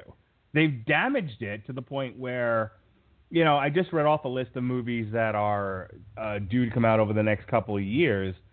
But, you know, when you hear that, like, Fox is willing to sell off its movie studio, I just wonder if Warner Brothers shouldn't focus on something else besides DC movies. I mean, Warner Brothers does really well with the Harry Potter stuff. Focus on that. You know, they've also got the monster universe, you know, Godzilla and King Kong. Focus on that. Those aren't doing badly. You know, when you look at two entries did quite well, actually. Yeah. You know, when you look at what's come out this year, they've got, you know, Wonder Woman's their best movie so far. It's $821 million. Then after that is Kong, then Dunkirk, then the Lego Batman movie, then Justice League, then Blade Runner, and then after that it's just a sad series of affairs. Geostorm, King Arthur, the Lego got Ninjago sad movie. before you got to that point. Everything. Chips. Oh my God! Worldwide, Chips only made $26 million. God, did that even make its budget? No, just barely. Well, its budget was $25 million. Piss on everyone involved in that movie. Every single one of them. And 2017's Unforgettable made $17 million on a budget of $12 million. Good for them. So yeah, so Wonder Woman was your big winner this year, but maybe, you know, shed DC. This isn't the first time Warner Brothers has had a successive series of failures that accumulated billions of dollars in losses for the movies they put out. That's the story behind the Death of Superman movie. The part of the reason they pulled the plug on it was, as a studio, they were bleeding money left and right because they were putting out garbage like Wild Wild West with the robot spider. So I don't know. What do you guys think? Am I crazy? If you're running Warner Brothers after everything that's happened to DC at this point, do you hang on to that property? Do you maybe try to sell it to somebody and just move on and do something else? Consider this. If you're in the Warner Brothers business and you're trying to figure out what to do. You just made a movie that is by any reasonable estimate, one of the 3 most expensive movies ever made. Not adjusted for inflation. The other 2 were various Pirates movies. We had Stranger Tide and World's End. And when those movies are struggling to, make back that kind of budget, but ultimately basically succeeding, and you're just bleeding money out of this property, you might want to seriously consider it. I mean, one has to imagine that they could at least recoup the losses from their last 2 movies, 3, with selling off all these properties. I mean, Lord knows you have done enough damage to them that you're not exactly handing your competition a stick to beat you with. You're handing them a manual for how to turn a block of steel into a knife. And you're going to that's all you've done. Like, you're not going to get immediately bludgeoned with this. Okay, I have the numbers. So Justice League is the 3rd, adjusted for inflation, Justice League is the 3rd most expensive movie ever made. On Stranger Tides and At World's End are right above it. And after Justice League is Titanic and Spider-Man 3. Which once again, kids, indicates to you that cost does not equal value. Yeah. But in all seriousness, I don't think if you're DC, if you're Warner's, you sell off DC. Its brand is still way too profitable, despite how you've bungled it. I disagree with Mark. It's not necessarily handing them, what to beat you with. It's more a manual. And literally anybody can take just one of the 3 characters between Superman, Batman, and Wonder Woman and formulate a highly profitable, successful, and critically acclaimed series of movies just using those characters alone without needing to branch them into other characters, as profitable as that is down the line. You can't give it up. But what you need to do is either seriously overhaul the creative direction that you've taken and expel the people who've bungled it to this point, or you simply don't make any moves with this franchise for 2 years, maybe 3, and let people forget about these abominations. Get people who the public will be excited about hearing being involved with these movies, and then try again. Here's the thing. If you're right, and you probably are, that they're not going to sell off DC. They have a hit with Wonder Woman. They have a hit with Patty Jenkins. Again, there's a lot of feminist agenda behind both the property and the director. Not as much Gal Gadot. It's like people are just kind of associating Gal Gadot now with Wonder Woman. I think Gal Gadot by herself doesn't generate nearly as much hype. But I think if you're Warner Brothers, they're making the right move with Wonder Woman. It's like they know they have a hit here. They know they have a very they have an anti-Ghostbusters thing with Patty Jenkins. Just ride that wave. Focus on that and do what I've heard they said they are going to do, which is leave the Wonder Woman movies alone. Don't link them to anything else, and just make good Wonder Woman movies.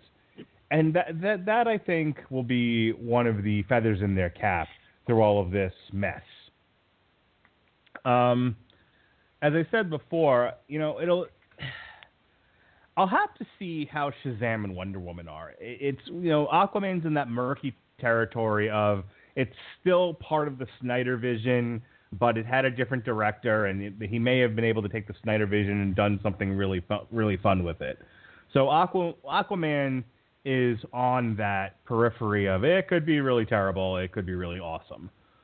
The ones that were not touched by Snyder, the ones that are post Jeff Johns, the ones that will really be the canary in the coal mine for whether or not they can pull this ship out of a nosedive, will be Shazam and Wonder Woman. So we'll see what happens. As far as the weekend goes, Justice League was number 1, big surprise. Now this is a big surprise. Wonder came in at number 2 with 27 million. Thor Ragnarok dropped from 1 to 3 with should have dropped 21 further. million. Daddy's Home. Wait. Dropped this from needs 2 to to be 4. Said. Wait. This needs Yeah. to be said about the weekend. Thor Ragnarok's hold was so bad it was beaten by Julia Roberts and Owen Wilson on screen together. Apparently, Wonder was a big hit with the soccer moms. Daddy's Home Julia 2 dropped Roberts from and 2 to Owen 4. Wilson. Murder on the Orient Express, which apparently is getting a sequel, Robert. Just want you to know that. Another Murder on the Orient Express? I mean, look, Hercule Poirot is a great character, and I'd be perfectly okay seeing more of him, but calling it a straight sequel is odd. The animated Jesus movie with animals from Sony debuted at number 6. Sony. You know, what else can you say? Sony, I'm like, when I read that Fox was selling their movie studio, I was like, of all the studios that need to be in the, that need to have a fire sale, it wasn't Fox that came to mind, that had like a prestige Marvel picture in Logan. But you know what's funny about that? Just to go back to the yearly totals, I don't think Fox has like a top 10 this year. I think its best movie was Logan. No, it doesn't. Yeah, that's domestic. Let's try that one more time. Worldwide. I will just say that I'm really disappointed that I forgot that Daddy's Home 2 came out because I really want to see that. Yeah, Fox's best movie this year was Logan at $666 million. And they had a rough year, man, despite that. Their second best movie was The Boss Baby. And Planet of the Apes did okay, and then after that, it's just sort of a downhill slope. Kingsman, Aliens, Murder on the Orient Express, Captain Underpants, Snatch, The Mountain Between Us, Diary of a Wimpy Kid, and A Cure for Wellness with a hot $26 million on a $40 million budget. I don't think any of those. I don't think any of those, with the exception of Kingsman, were really heavily invested in, though, in terms of the budget. So it may be one of those times where, while they're not, knocking down, all these records and everything like that, or really putting out hit after hit after hit, they're probably steadying themselves a little bit by recouping things, by cutting the losses some and trimming the fat. Planet of the Apes did well above, it wasn't a mega hit, but it did what it needed to do, plus some. Aliens made Kingsman, over like I its said, budget. I think is really... Aliens made over its budget, but that was a loss. I mean, in terms of, that was supposed to do a lot better, and it didn't. Well, it was supposed to be a way for them to revisit that franchise, and it didn't do what they needed it to do to kick that off. Not nearly as much of a failure as for Universal, but in that same boat, based on what they could have done long term but didn't succeed with. But like I said, I think of those movies, Kingsman is probably the only one that really hit them a little bit, where it didn't get to where it needed to because there was a strong budget on that, and it didn't bring in the results ultimately. Let this be a lesson to every studio. Channing Tatum will only sink your projects. Universal, except if it involves the word Mummy, Jump Street. Universal is doing fine. I mean, it took a hit with the Mummy, but even the Mummy made movie. Though the story of the Dark Universe is both chilling and hilarious at the same time. Anyway, back to the weekend. It's more hilarious than chilling. So Bad Moms Christmas dropped from 4 to 7. Lady Bird actually went up 2 points. It went to 10 to 8. The 3 billboards outside Ebbing, Missouri went from 27 to 9 somehow. And lastly, Jigsaw went from 5 to 10. So, and Blade Runner fell out of the top 10 this week. All right, that's all I got for the money. As I said, next week, let me go to releases here. Coco comes out. Coco comes out tomorrow. It has no competition. It's going to just take over the weekend. Darkest Hour, and which is I think the war drama, and The Man Who Invented Christmas. Yeah, no one's going to see those with any. Everyone's going to see Coco. Hey, if I had my way, I'd be then- seeing The Darkest Hour, but I like watching good actors give great performances. So sue me. Yeah, but no one's going to see that unless they get taken to the movies and Coco is sold out and they need something to do for the interim time where Coco is not showing. Although theaters are generally pretty much better about that now than they were 20 years ago when you go to see Flubber and it's sold out and you get stuck having to see Anastasia. Both of those sound awful. Jeez. I remember when those came out. God, I hate myself. Yeah, 1997 was a hard year. Might have been 96. I don't know. There's a lot of blur in there. And then you have December 1st, nothing is coming out. I think the only thing that I even recognize on this list is The Shape of Water. So people will still be seeing Coco at that point. The 8th of December is something called Just Getting Started, and nothing else I recognize. So again, that's 2 weeks. There's a 2-week lull before everyone goes to see Star Wars, except for the 5% of the country with kids too little to go see Star Wars who will go see Ferdinand. Fox, I still don't understand why you had 2 perfectly good weeks to release Ferdinand, where you had no competition, and yet you chose to go head to head with Star Wars. John Cena's not going to topple Star Wars. I'm sorry. I know John Cena, other than Roman Reigns, doesn't lay down for anybody, but he's not conquering Star Wars. Get over yourselves. Good God. And then the following, and then on the 20th of December is The Greatest Showman. And while The Greatest Showman is coming out and looks to be an Oscar winner, we're going to review Jumanji, Welcome to the Jungle instead, because, franchises. No, because you Aren't hate you me. happy? Say it because you hate me. I love you. You're my Mark, friend. why do you lie like that? I like you.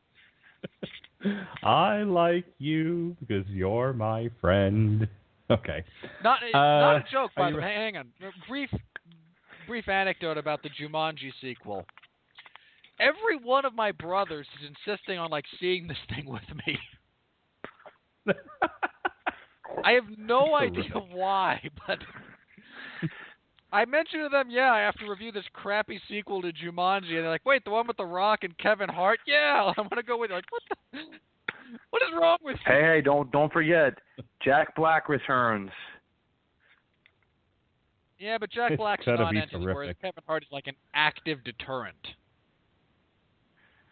Also, I had no idea what The Greatest Showman was. Sucks. I had no idea what The Greatest Showman was, so I just Googled it and found I was correct that it is a P.T. Barnum biopic starring Hugh Jackman and Zac Efron. Look, Hugh Jackman, I will see in pretty much anything.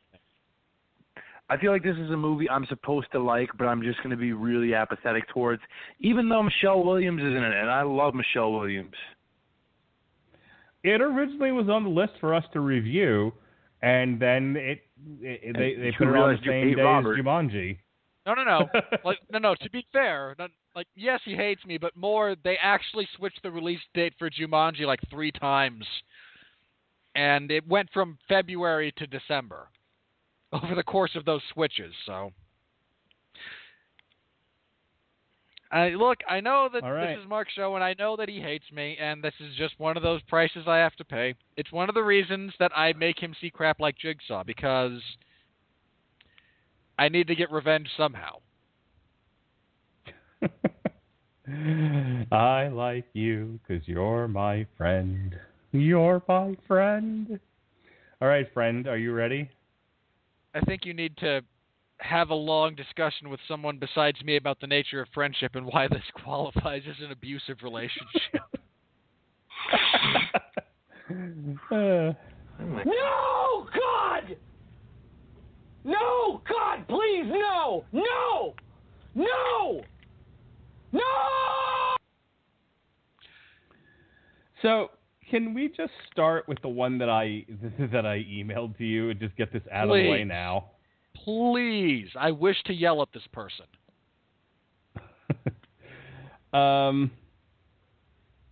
Oh shit! You know what? I don't have it up just yet. Hang on. Give me a second. I remember what it says. If you want to find the person you can cite it with, but I remember the substance of the clip. I want to read it word for word. All right. It's a doozy, Pat. This is. You sent it to me if on you Messenger. enjoyed You should be able to just scroll back up through there and find it. Yeah, I'm going to do that instead. Give me a sec. Next table. All right, here we go. I showed this to everybody at work, by the way. This was so bad. Did they all react essentially the same way I did? Yes. To the letter. Okay, Good. Mary I am Ann... not alone. All right, Pat. Are you ready? And for those of you who enjoyed our last installment of Old Men Yell at Clouds, you ain't seen nothing yet. Mary Ann Johansson, a flick philosopher, and that's philosopher spelled with an F, everyone. The cinematic equivalent to know about the content. By the way, the cinematic equivalent of Trump and Brexit has oftenest brought upon ourselves. Incoherent and cheap-looking, there are no heroes, and everything is broken. All right. I don't understand how that equates to Brexit or Donald Trump. Let me say this. I said this last week. I'm going to say it again.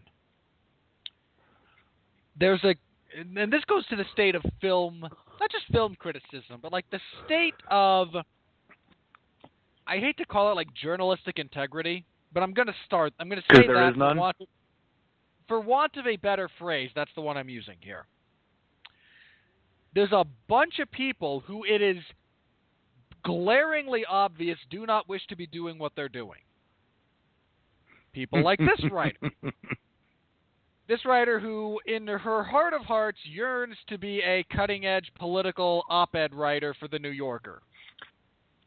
Or CNN. Or some other liberal rag. And to be fair, when I say that in this case because this person is clearly of a liberal bent. There are conservative writers who I've said the same thing about. This is not I am not foisting my politics onto their desire to write about politics for a major outlet that espouses their belief system. I don't care what side of the spectrum they fall on. That's what they want to be doing. But they suck at it. Let's be real. They all fall on a spectrum, and it has nothing to do with politics. Yeah, so do I, but I can at least keep elements of that in my pants. These people are just so bad at what they want to do that nobody is willing to hire them for it. And in a desperate attempt to actually still write about things and make money, they take on something like film review. And rather than actually have a modicum of personal integrity or professionalism and actually just talk about the freaking movie, they find any and every opportunity to foist their political ideology into the context of a film review, where it has no place. You people are a blight. You want to know why nobody trusts mainstream media? Because they have hired people like you in the past.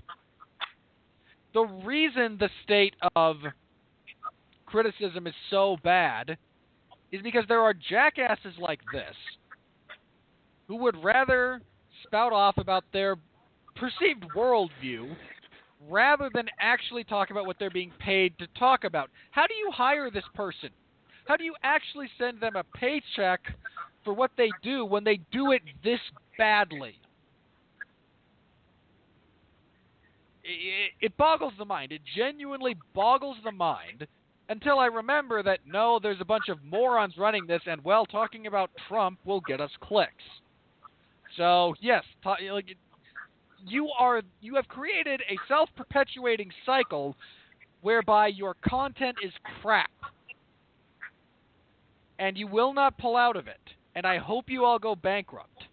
And I genuinely think some of you should consider self-lobotomy, because there's clearly not enough brain activity going on. You might not even damage yourself.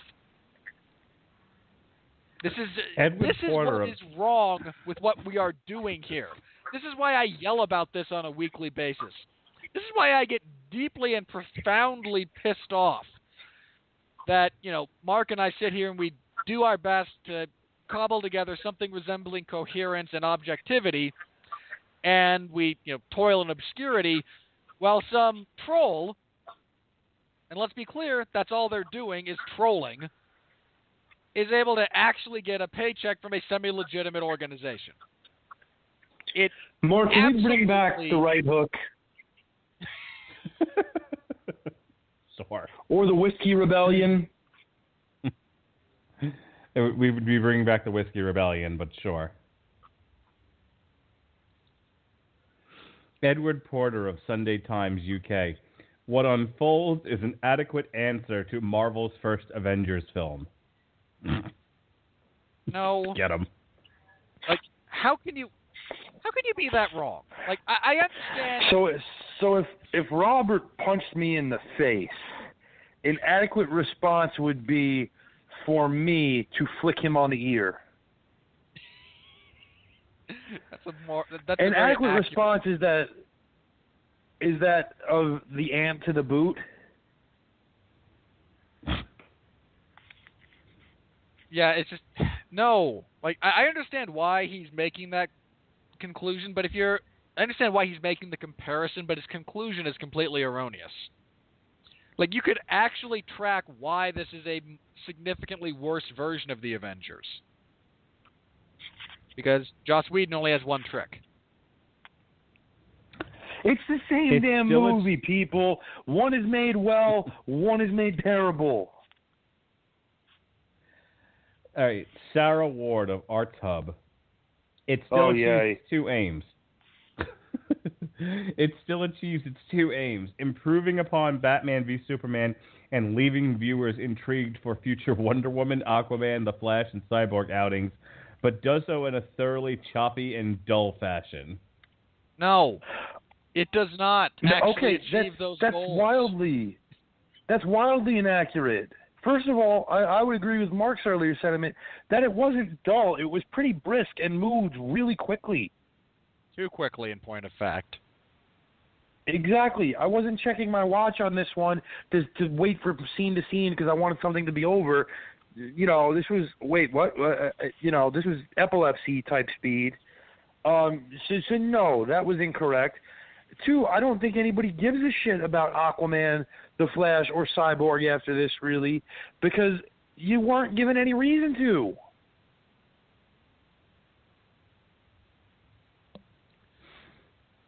All right. Walter Chaw of Film Freak Central says, DC's superhero team-up dirge, Justice League, shambles into unnatural half-life with a message of apocalyptic doomsaying presented now without puke filters so that it looks like a movie my mom watches on her television with the motion smoothing turned on. Accurate. Yeah, there's some accuracy there. I would contest his dirge assertion. This is not a dirge of a movie. If there was some fatalism in it, it actually might have been better. Like, the fact that these people all fail miserably at actually stopping Steppenwolf, and then there's, no immediate emotional, physical, or at all consequences to it, it's just sad. It's just sad. We could use some more fatalism. We could have used Steppenwolf trying to do this in a populated area, but God forbid people actually die. All you pansy asses that bitched about Man of Steel, this is what you have brought. This is the end. This is the direct result of you whining about a body count in a movie. I hope you're happy.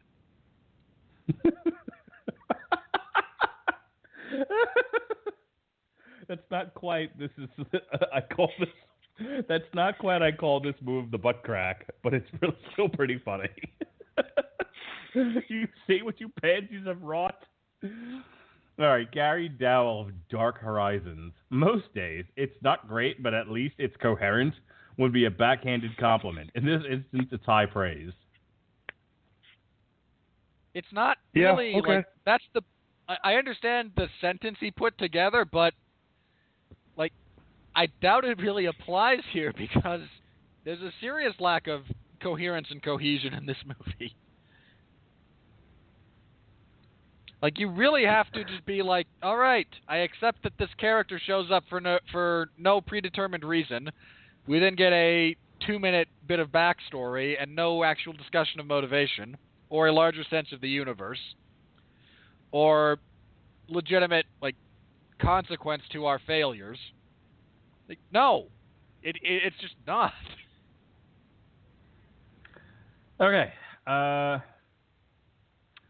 Christopher Matchell of Cineview, and make this one quick because the one that follows it's even better.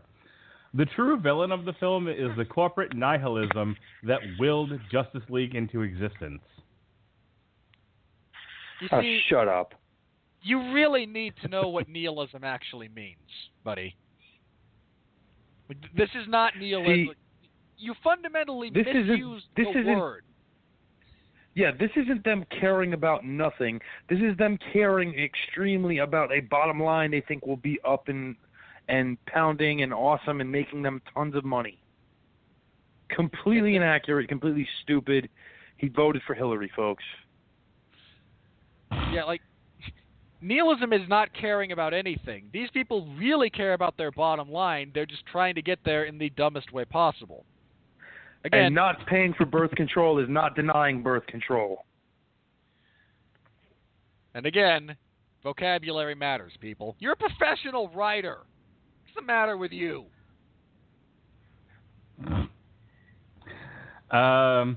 This next one is one of my favorites. Oh, boy. Just because I know Rob so well, my friend. Ollie Gray of theshiznit.co.uk. It wasn't evil aliens that defeated the Justice League. It was facial hair. Okay, what he's referring to here is that they had to CGI out Henry Cavill's mustache because he kept it for another film he was shooting. I didn't even notice. Wait. I actually didn't notice that. Like, oh, really? That's the weirdest thing. Like, maybe I was just so deadened by being bludgeoned with bad CGI I didn't notice that they had to do it over his face.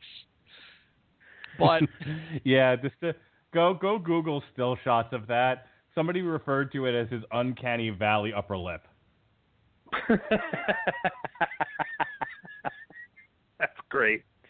Like, if you could, here's the thing. Like, if you could actually legitimately do that good a job editing out that guy's facial hair, why couldn't you make Steppenwolf look like something other than a bloated mass of marshmallow face? Because the budget went to mustache erasing. Damn it, can't you see, Robert?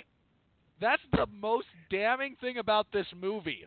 Like, they actually did a good bit of visual editing with computers somewhere in it. Now find it in the midst of all this terribleness. Like, I can't I'm even going to be call laughing you about that for like 6 days. I can't even call you grossly incompetent anymore because you've actually displayed core competency in this one very narrow perspective. Shout out to the guy who had one job, and it was editing Henry Cavill's mustache. Darn right. You deserve an ovation, my friend, because you did a good job. Congratulations. No, like, that has nothing to do with what... no.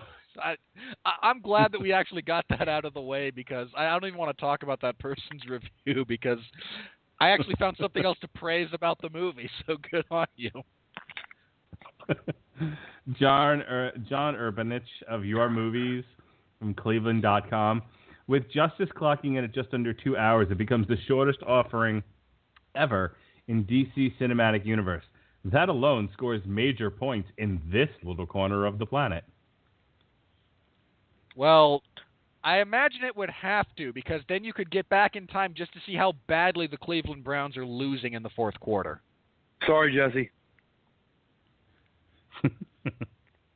Hey, maybe LeBron could actually go see this movie and actually not injure himself. I mean, that's kind of a stretch, but... Okay, I'm reading this one just because I know how much Robert hates this sort of sentiment. Felix Vasquez Jr. of Cinema Crazed. Even with all its obvious imperfections, Justice League is kind of fun once it gets going. Oh, shut up. Okay. If anyone out there feels compelled to make, like, if you have minor video editing skills and you want to make me laugh, I would like the famous bit from The Simpsons. One of the best Simpsons episodes ever, by the name of Cape Fear.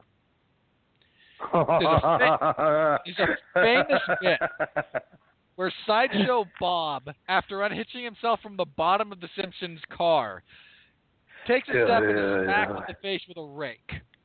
And this happens repeatedly. Hilarious. Go ahead and do that, but just like put in like Photoshop or whatever GIF maker you choose, somewhat crappily, put the word fun over those rake handles. And I'm Sideshow Bob. Like, That's how Robert feels. And me, it's more like when they're speaking to Homer in the witness protection area, but when they're setting him up with a new identity, and they constantly repeat to him, Mr. Thompson. And after a while, I'll say, I think he's speaking to you. I'd accept Sideshow Bob as he is stepped on by the parade as well. Like that bit where he's laying in the street. And this parade celebrating... Or driving over the cactus patch. Hey, or driving. This movie is fun. Yay! No. Outvoted. Or when they drive over the cactus field. That's really what you feel like, right? Yes, like it's I not am the rakes. It's not over cacti. Mark's steering like Mark's Homer in this analogy, making the like you're setting up the schedule.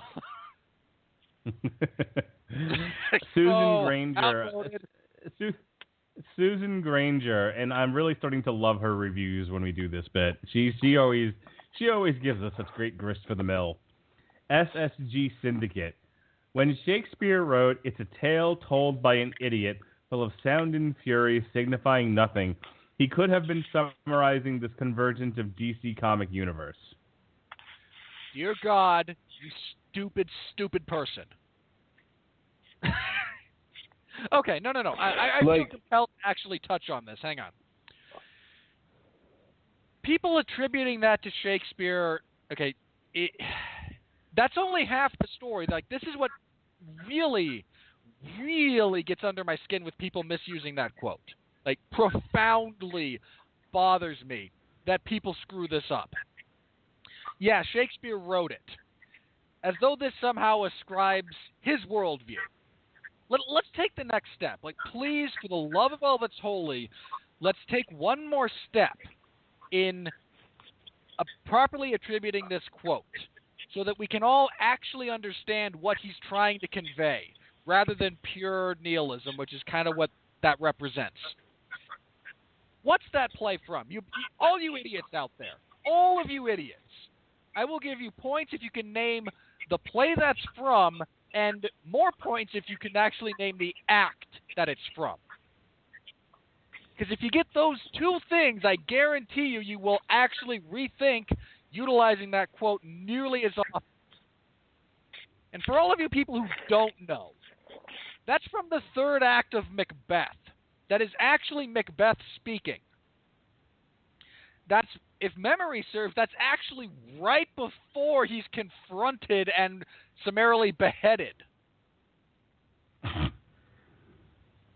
I might be misremembering exactly when that comes in, but it does come near the very end of that play. I know, because like if you have a collected works of Shakespeare, you can actually turn a page too far and go from Macbeth into Hamlet, which is a tremendous thing to comprehend. Someone who wrote that and then wrote just the amount of greatness there.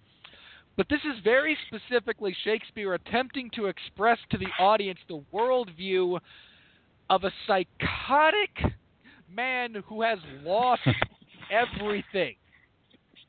Of course his worldview has become none of this matters, because everything he has fought to achieve is drowning in blood around him. You cannot take this as a singular instance representing anything other than the point of view of someone who has descended into madness and tyranny.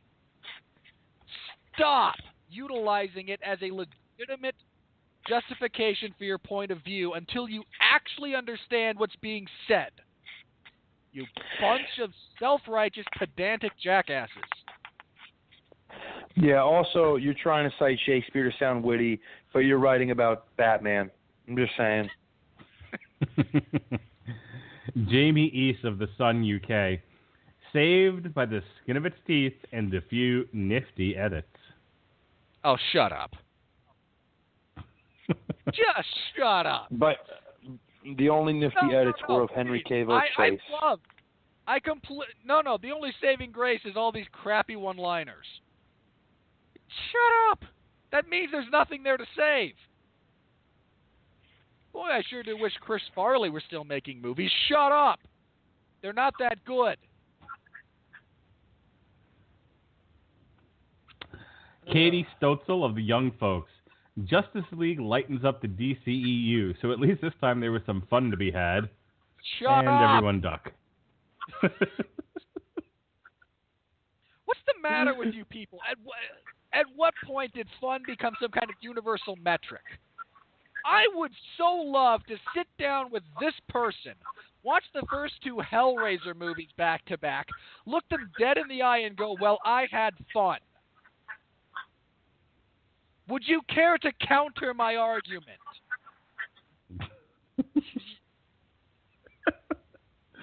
Please, show me the fun spectrum, where I fell and why I'm wrong.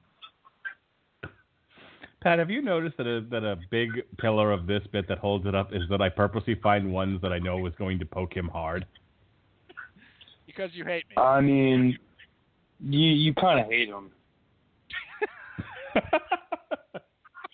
I can't really think of another reason to justify this.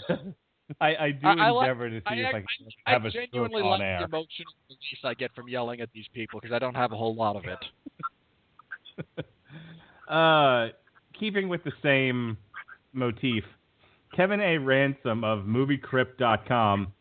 Its third out of 5 films, a bit of semi-forgettable popcorn flick fun escapism, and the promise of better things to come. You've got a good thing going here, DC. Keep smiling. Don't blow it. I hate so much about that. I hate so much about everything that guy just wrote. I can't. No, I'm not. No, no. Just no. That would have been saved somewhat better had it been actually written. Thinks, hey, had it been actually written by the good idea. Yeah, I got an idea. Why don't you give me the belt and I'll beat everybody? That would have been slightly better had it been actually written by the Easter Bunny from the Bugs Bunny cartoon who instructed Bugs Bunny to keep smiling. Then I could have tolerated that one. That would have required a bit of actual knowledge of things that are intelligently written. The ability to make connections and draw conclusions. Things these people are clearly incapable of.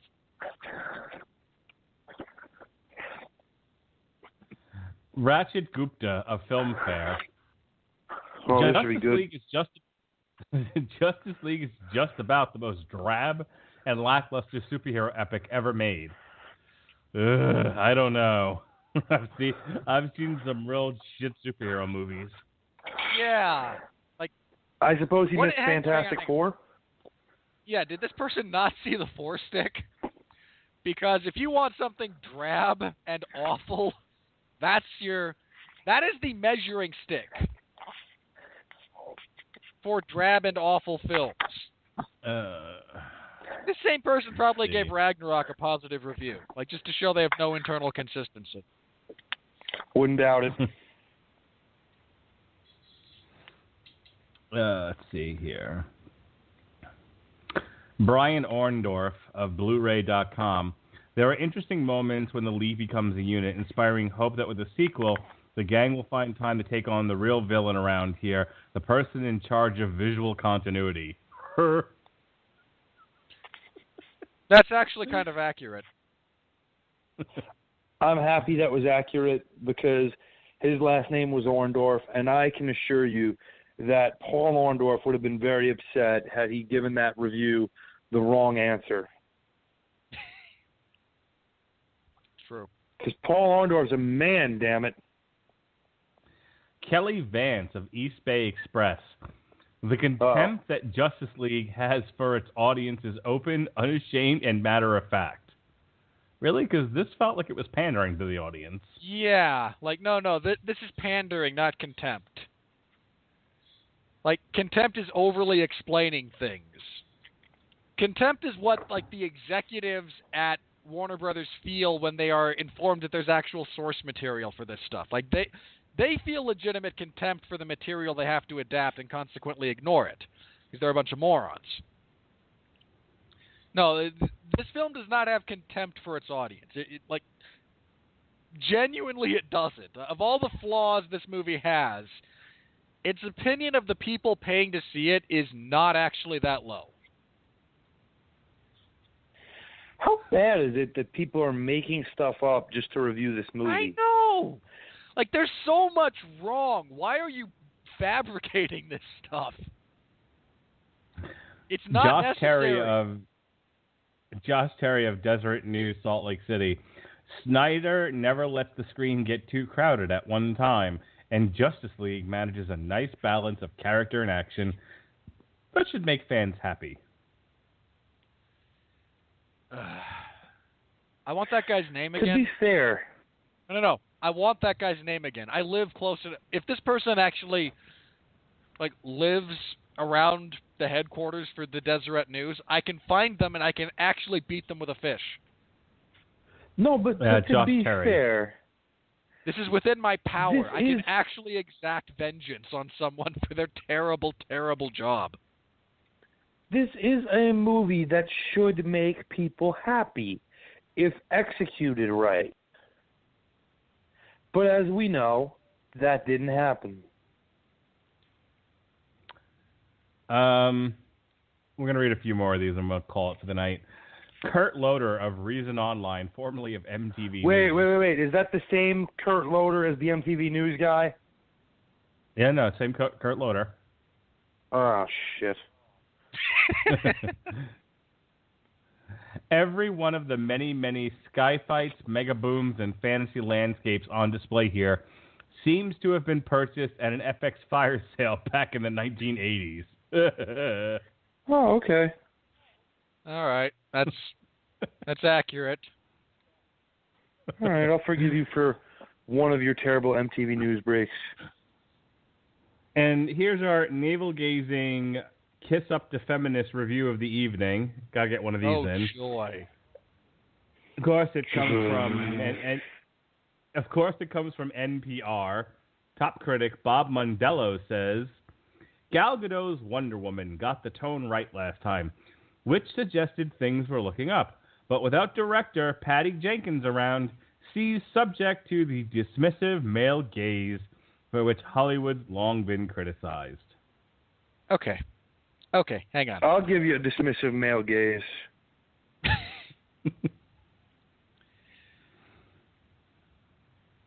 What in the world makes you think... Nope, not going to say that either. Like, I just genuinely don't know just where to start with how wrong you are here. Like,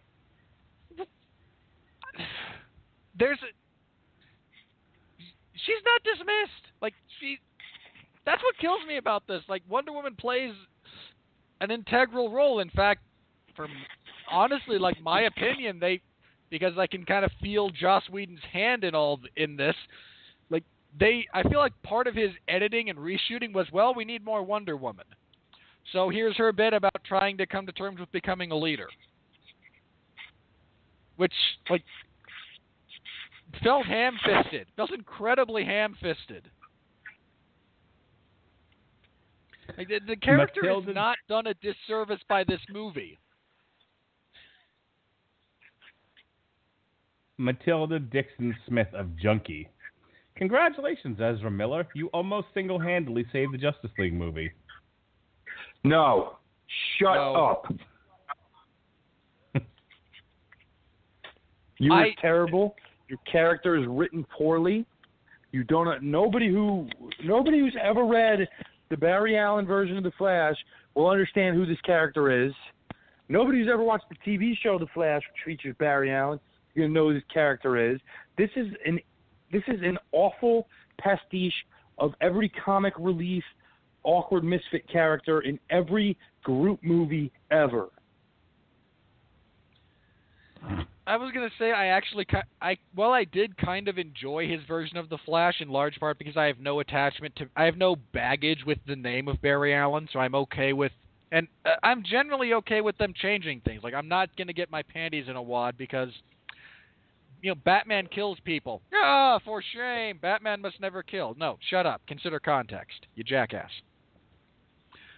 Like, I'm okay with them changing Barry Allen. I'm even not terribly off-put by him being the comic relief in the general sense that we need levity. But the fact that his character is basically limited to, as Pat suggested, an unholy focus grouped hodgepodge of every comic relief ever, that's a problem. Him being the comic relief, I have less of a concern with than the execution of his being the comic relief. That's what gets to me here. All right, almost done here. Jamal Dean Grootboom of Independent Online South Africa. Now, we have a consistent tone throughout of the film. Witty dialogue from the characters, a story that makes sense, and every member of the Justice League has a distinguishable personality. I'm gonna go get candy. I'll be back in an hour. Actually said that. Wait. That is legitimately what was said. I read that word for word, including the kind of screwed up sentence structure. I don't know what to say. I genuinely don't know what to say. Like, this is the kind of person that says that Kevin Bacon's not in Footloose. Like, that's all I've got here. It's like, because, no, there isn't a consistent tone. It seesaws because you had two different directors. There's witty dialogue. So what? Does it actually achieve anything? Very infrequently. They've all got distinguishable personalities. How do you figure? Like, genuinely, how do you arrive at Aquaman actually having a personality after seeing this movie? Because he doesn't. They don't give Cyborg a personality either. They give him like one bonding moment with Barry Allen as they're digging up Superman's corpse. Which...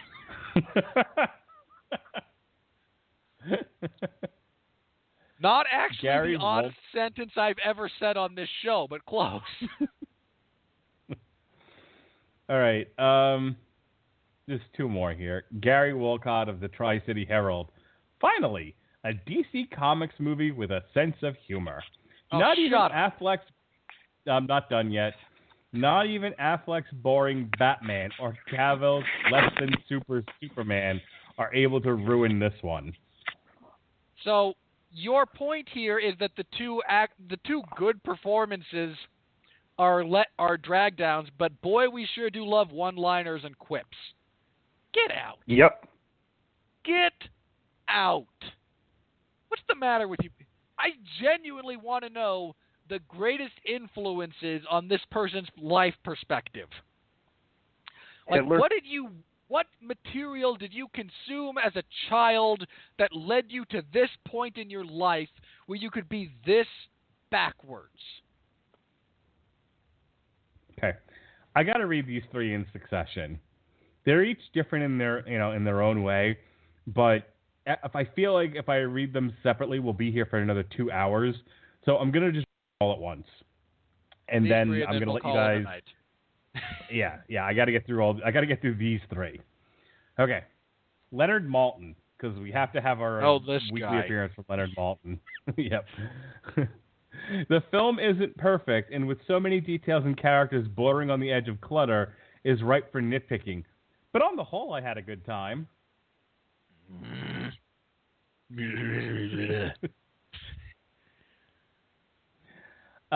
Dustin Putman of thefilmfile.com. it's almost shocking how bad Justice League is. When your film makes the viewer long for the coherence and scope of, buckle in, guys, 2015's ill-fated Fantastic Four. Oh, it is shut up.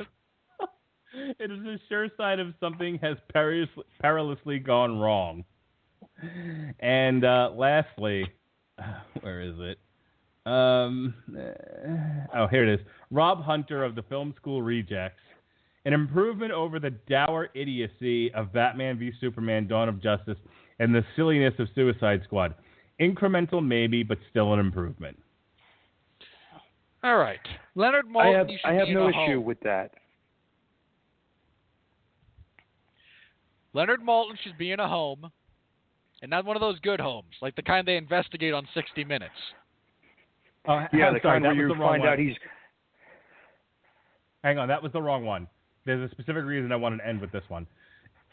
So we all agree that, like, when it comes to DC, outside of Green Lantern, they pretty much got, like, the new gods here. They got, like, the cream of the crop.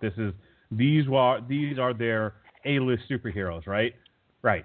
Daniel M. Kimmel of New England Movies Weekly says, it has its moments, but it comes across as an Avengers wannabe with second-rank superheroes. There's one second-rank superhero in there, and that's Cyborg. And I'm not saying that to offend any minority groups. Don't take it that way. The fact of the matter is Cyborg was a B-tier character for the entirety of his existence until the New 52 rolled out in 2011. That is a fact, and they have struggled to maintain him as a top-tier character because his own book sales are not strong. So there's no connotation or agenda behind that. It's just a fact. I say that as somebody who collected the entire New Teen Titans run through the 80s, where he was one of the principal characters. That being said, The Flash, Aquaman, Wonder Woman, and Batman are 4 of probably the 10 most recognizable superheroes to the public conscience. Shut up. Shut up. Yeah, and to the guy in the middle, I don't know why you would long for the cohesion of Four Stick, because it had none. Like, don't get me wrong, there's problems with Justice League. But if you sit me down and you say, Robert, you have to spend the next 2 hours watching a movie, and the only choices you get are Four Stick or Justice League. A, I will reach for the knife that I keep with me at all times. Not a joke. B, if said person is able to properly restrain me before any further action occurs, it will be Justice League. Justice League has problems, but it's at least a movie. I distinctly recall the feeling as I walked out of the theater from seeing Four Stick. And I said it on this show when we reviewed that movie, because Mark made me.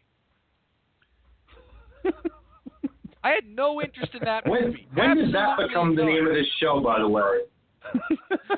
Because Mark made me. Every now and then I have to bust it out. I said it at the end of that review. That Four Stick is nothing. Time passes. Images are projected onto a screen, but there's nothing. Nothing actually happens. Nothing is actually achieved. It is 97 minutes, or however long it is, of nothing. And for all the faults and flaws in Justice League, it's not nothing. And I will take that over nothing every freaking time. Okay. Yeah, I can say Justice League is a bad movie. I can't say it's the worst movie I've ever seen. I can't say it's the worst superhero movie I've ever seen. I can say that Fantastic Four or Four Stick is the worst superhero. May in fact be the worst film I've ever seen, period. Yeah, I'm it not wasn't entirely good. sure. Hang on, I want to check this because I can't even say Justice League is the worst movie I've seen this year until I double check that statement. Okay, we skipped January, and I'm very grateful for that.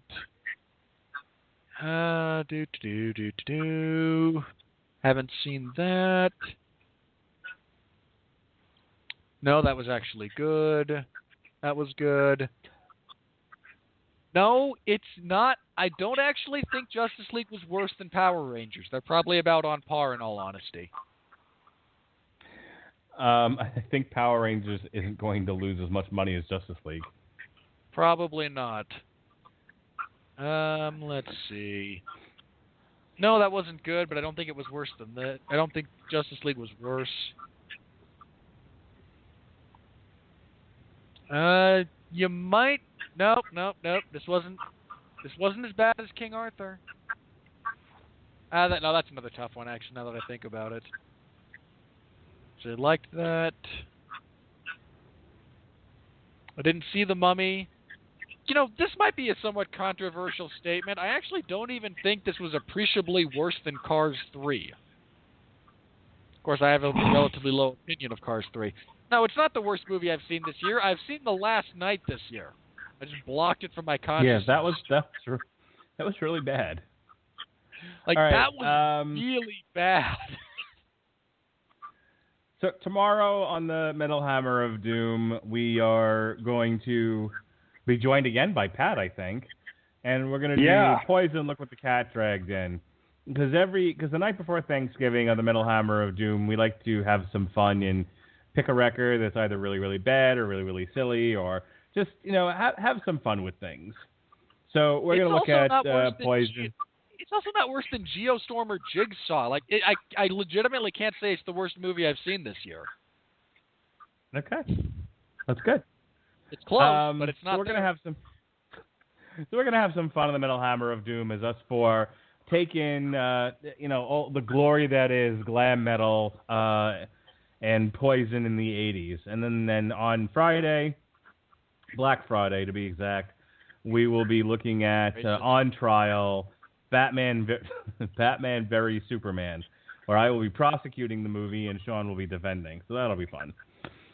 Next week, we've got a source material on the Brian K. Vaughan first 18 issues of Runaways.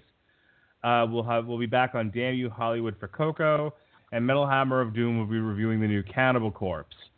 In December, we'll be doing Welcome Home Frank on source material. That's a Punisher book on the 4th of December. And then Robert and I and some others possibly, I think Ronnie Adams is going to jump in, possibly Jesse Starcher, have a roundtable discussion of the Netflix show Punisher for a TV party tonight. And then the Metal Hammer of Doom will be reviewing the Cavalera Conspiracy's new album. The week after that, Andrew Graham, friend of the show, will be coming on TV Party Tonight to do The Crown Season 1 finally. And the Metal Hammer of Doom guys are going to go on without me. They're going to do a show that Robert picked, some band called Ne Obliviscaris. I don't know anything about them, but my friend's in town and we're going to see Star Wars, so I ain't doing shit. But the following week after that is all Star Wars all the time. It'll be Robert Winfree's favorite week of the year. We're going to be doing Princess Leia on source material, reviewing The Last Jedi right here on Damn You Hollywood. The Metal Hammer of Doom is going to review Galactic Empire. And then finally, Sean and I will put The Empire Strikes Back on trial. And then finally, that's the only objectively good Star Wars movie. I maintain that. Yeah, I thought that would make the most interesting to put on trial. Was one that is objectively loved by everyone. I wonder if people realize this. For the record, my dislike of Star Wars is not shtick. Like, genuinely, not my favorite property. I don't get it. On the 26th of December, Robert Winfree and I will review his favorite movie of the year, Jumanji, Welcome to the Jungle. I hate my life. The Metal Hammer of Doom will have our year-end special. I'm not really sure what we're doing for that yet, but we'll have a year-end special. I know we're going to have one. And then we'll be putting the Robin Williams version of Jumanji on trial. And that is it for the Radulich Broadcasting Network in the month of December in the year 2017. We start back anew in January. We're January 3rd, with the Metal Hammer of Doom is going to review the new Morbid Angel album. And then the following week, we're right back in the thick of things. We've got a source material of 300 by Frank Miller, an on trial for the movie 300 by the aforementioned Zack Snyder, and then the Metal Hammer of Doom is going to review the new Asking Alexandria. So that's what we got going on. We hope you'll join us. The new source material list between January and May has been published. And we've got shows listed all the way through, I think, February for the most part, for the Metal Hammer of Doom. I'm going to try to not work on Thursdays next year if I can help it. I'm going to try to record mostly Tuesdays and Wednesdays and the occasional source material on Monday. Trying to get back into running. There's a little hotsy-totsy at work who wants me to be her mud run running buddy. So I got to get my fat ass back into shape again. And hopefully this year I won't have cancer and I can actually do that. Yeah, we don't... I mean, other than TV parties and on trial... I feel like there's nothing in January. We don't come back in earnest. We have Black Panther February 20th, and then we don't really start going week to week until March. March is Death Wish, A Wrinkle in Time, Tomb Raider, and Pacific Rim. I hate half of those. April is every week, just about. We got Ready Player One. There's a TV party for WrestleMania, which I hope Pat will join us on. New Mutants, Rampage, and then May sucks, by the way. May has two. We have two movie reviews. May we usually go every week. May has two reviews: Avengers and Han Solo, the Star Wars movie. I have no faith in either of those at this point, actually.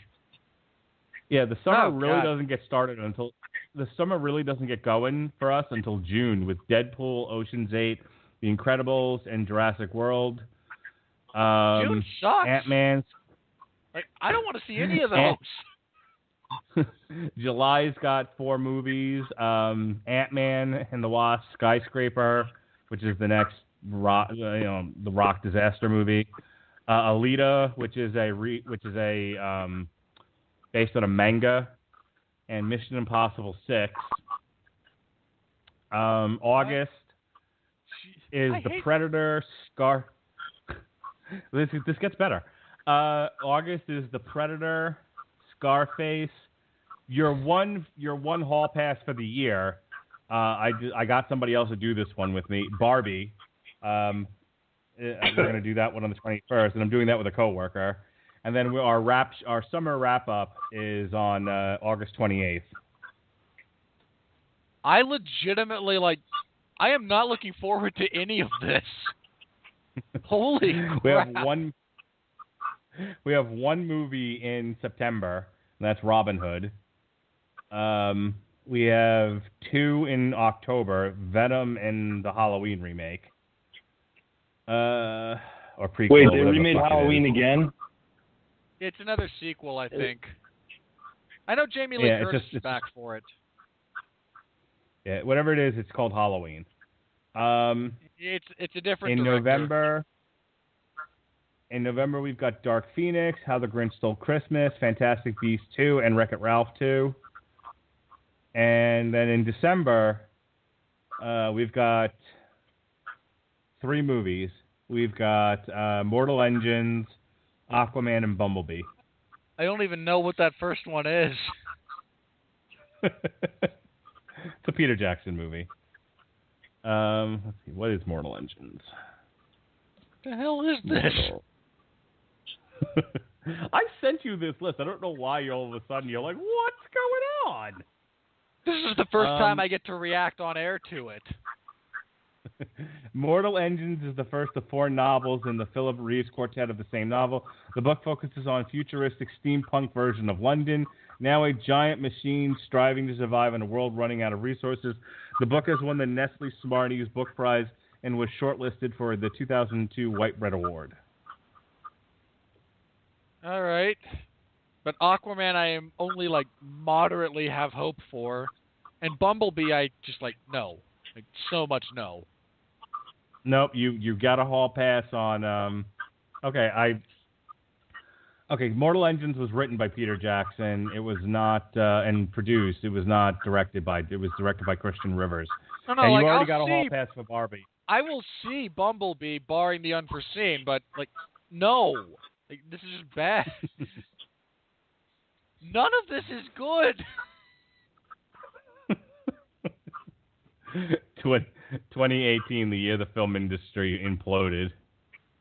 I mean, genuinely look at this list. It is, I'm struggling to find stuff that I want to, not just stuff that we can review, but, beyond that, what is potentially interesting to me? And, none of this. Probably the most things I'm most looking forward to are a Predator sequel. That might be it. I lost faith in Infinity War being anything other than jokey, when it should be half of them die violently. Any thoughts on that list, Pat? I was really disappointed to find out that Lita is not a biopic of Lita Ford. It's Alita, by the way. Yep. Yeah, that one. Yep. All right, guys. As much fun as I like, as much fun as it is. Yeah, I don't have a whole lot of hope for Alita. I don't have a whole lot of hope for Alita when Valerian and the spaceport of CGI also bombed this year. So I don't see it doing well. But you know what? This was not exactly. There wasn't exactly a lot to pick from. That's what because was it's kind of it. Pacific Rim, I'm kind of looking forward to because I liked the first one. Oh, Pacific Rim looks great. All right, Pat, do your plugs. You can hear me, as stated before, tomorrow night on the Metal Hammer of Doom. First time I've been on that show in a long, long time. To review or cherish or just overstate the greatness of Poison's debut album, Look What the Cat Dragged In. And the word of advice to everybody before I leave you tonight, you got to cry tough out to the world to make your dreams happen. All right, Robert, go ahead and do your plugs and let's get out of here. All right. Last Saturday, I suffered. I suffered through the longest event in UFC history. That's not a joke. Fight Night 122 was legitimately the longest event in UFC history. There was 3 hours and 4 minutes and change of cage time, and the broadcast ran for a legitimate 7 hours from first prelim to close of the main event. And to make matters worse, it felt even longer. That felt like a 10-hour show. That was a drag. But you can read my report of that in the MMA Zone of 411mania.com. And you can hear me give my solo review of it. Both Pat and Jeff were unavailable that particular day. And just closing out on the holidays, there's scheduling conflicts. I'm not bitter about that. A lot of other things, though. I also previewed UFC Fight Night 122, where Michael Bisping avoids his medical suspension by competing outside the purview of the Association of Boxing Commissions. No one is going to be there live for this thing, but Saturday live, starting at 1:45 in the morning my time, I will have coverage of UFC Fight Night 122. Larry Zonka and I will be up together. He'll be covering a Wrestle Kingdom or something event, and I'll be covering this. I will have the full report posted after that, and on Sunday at 8 p.m. Eastern Standard Time, we will review that and preview the card that they have announced, such as it is, for the Tough 26 finale, at the moment, it looks awful. I have some hope that between now and then they will announce more than 6 bouts for the card. But I could be wrong about that too. So you can hear us talk about those things as such. And then, next week Mark and I will be reviewing Coco. I look forward to reviewing something that doesn't suck. It'd be a nice change of pace. This might be the...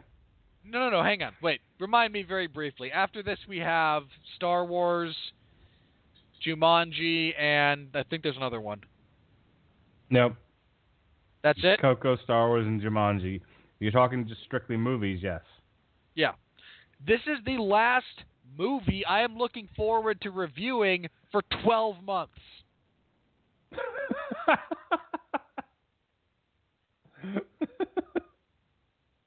This is it. Because the rest of the movies we're looking like, they might not suck. Like, okay, Jumanji's gonna suck, and Star Wars is probably gonna suck, at least for me. But Star Wars might be competently made, and I might have good things to say about it, but I'm not like attached to it. I have no hope for Jumanji. And then we get into next year, and as previously discussed, there's like 3 that I'm like quasi looking for. No, this is kind of the last one for like at least 10 months. At least 10. Really? You don't have any interest in Avengers? I have no faith in Avengers. Like if they you don't think if they do it Black right, Panther's it'll gonna be be awesome. good? Like Black Panther looks great. And in Marvel I trust. Like, I imagine it'll be okay, but I don't care. Like, okay, it's another Marvel movie. Like, what am I supposed to be excited about? Okay. No interest. I have no interest in Wreck-It Ralph. No. Like, I didn't. No interest in it. I never saw the first one. Like, I saw part of it while donating plasma. Nick, my kids really enjoyed Wreck-It Ralph. I'm sure they did. It's brightly colored, features a lot of jokes. My wife enjoyed Wreck-It Ralph. See previous statement. You know what she's into right now? Rain. Like, I don't know when this ran on the CW, but it's currently on Netflix, and she's been binge watching it since the break started. REIGN? Yeah. Or REING. Yeah, sorry. My spelling's off. Okay. I'm glad she found something she enjoys, but like, do I think Infinity Wars will be good? I'm starting to get on the fence about that. Like, if they actually let it be as dark and dour as it's supposed, like, Thanos just murders half of them to set up the sequel. Just like straight up kills them. If they actually let it do that, let it have some consequence, let Thor actually mourn the loss of his people after Thanos kills them all to get the Tesseract from Loki. Well, that's the thing. In the original Infinity Gauntlet storyline, he murdered half the Marvel universe and half the universe. First, like the opening panel, he snapped his fingers to wipe out half of existence. And this was all done to impress a girl. Yeah, I mean, the whole thing's a love story about his love for death. Like, but there's no way they do it. There's no way. I was going to say, I'll be curious to see if that's the approach they take to this, or if they don't give him another reason to want to kill off the universe. Yeah, again, like, if I thought it was going to actually be what I think it could be, I would definitely be looking forward to it. But after the last couple of movies, Marvel films, I'm on the fence about how excited do I want to be about a big, epic, dark mashup story and how they're going to change it, Yeah. All right. Are we done here? It is. Yeah, we're done. This goddamn Justice League movie has now caused us to do a 2-hour and 40-minute podcast. Yep, I'm okay with that. Okay. All right, folks. For Robert Winfree, who's you're now officially responsible for those listening to this show for a longer running and more entertaining and cohesively put together bit of entertainment than the Justice League movie. That's sad. All right, folks. For the imminently mortified Robert Winfree, for Pat who yells at clouds, I am Mark Radulich, and I'm reminding you to just keep smiling. Be well. Shut up. Safe I and will behave. carve a smile on his face.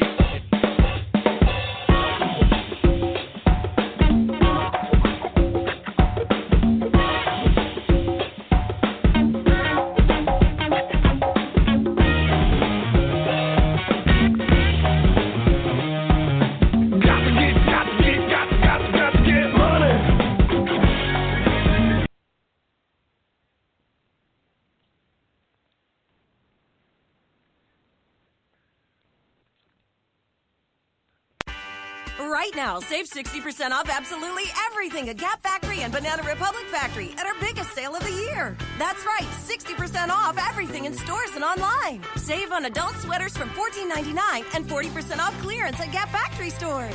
And at Banana Republic Factory stores, clearance is 50% off and tops start at $14.99. Hurry! Search our store locator for your nearest Gap Factory and Banana Republic Factory store or shop us online.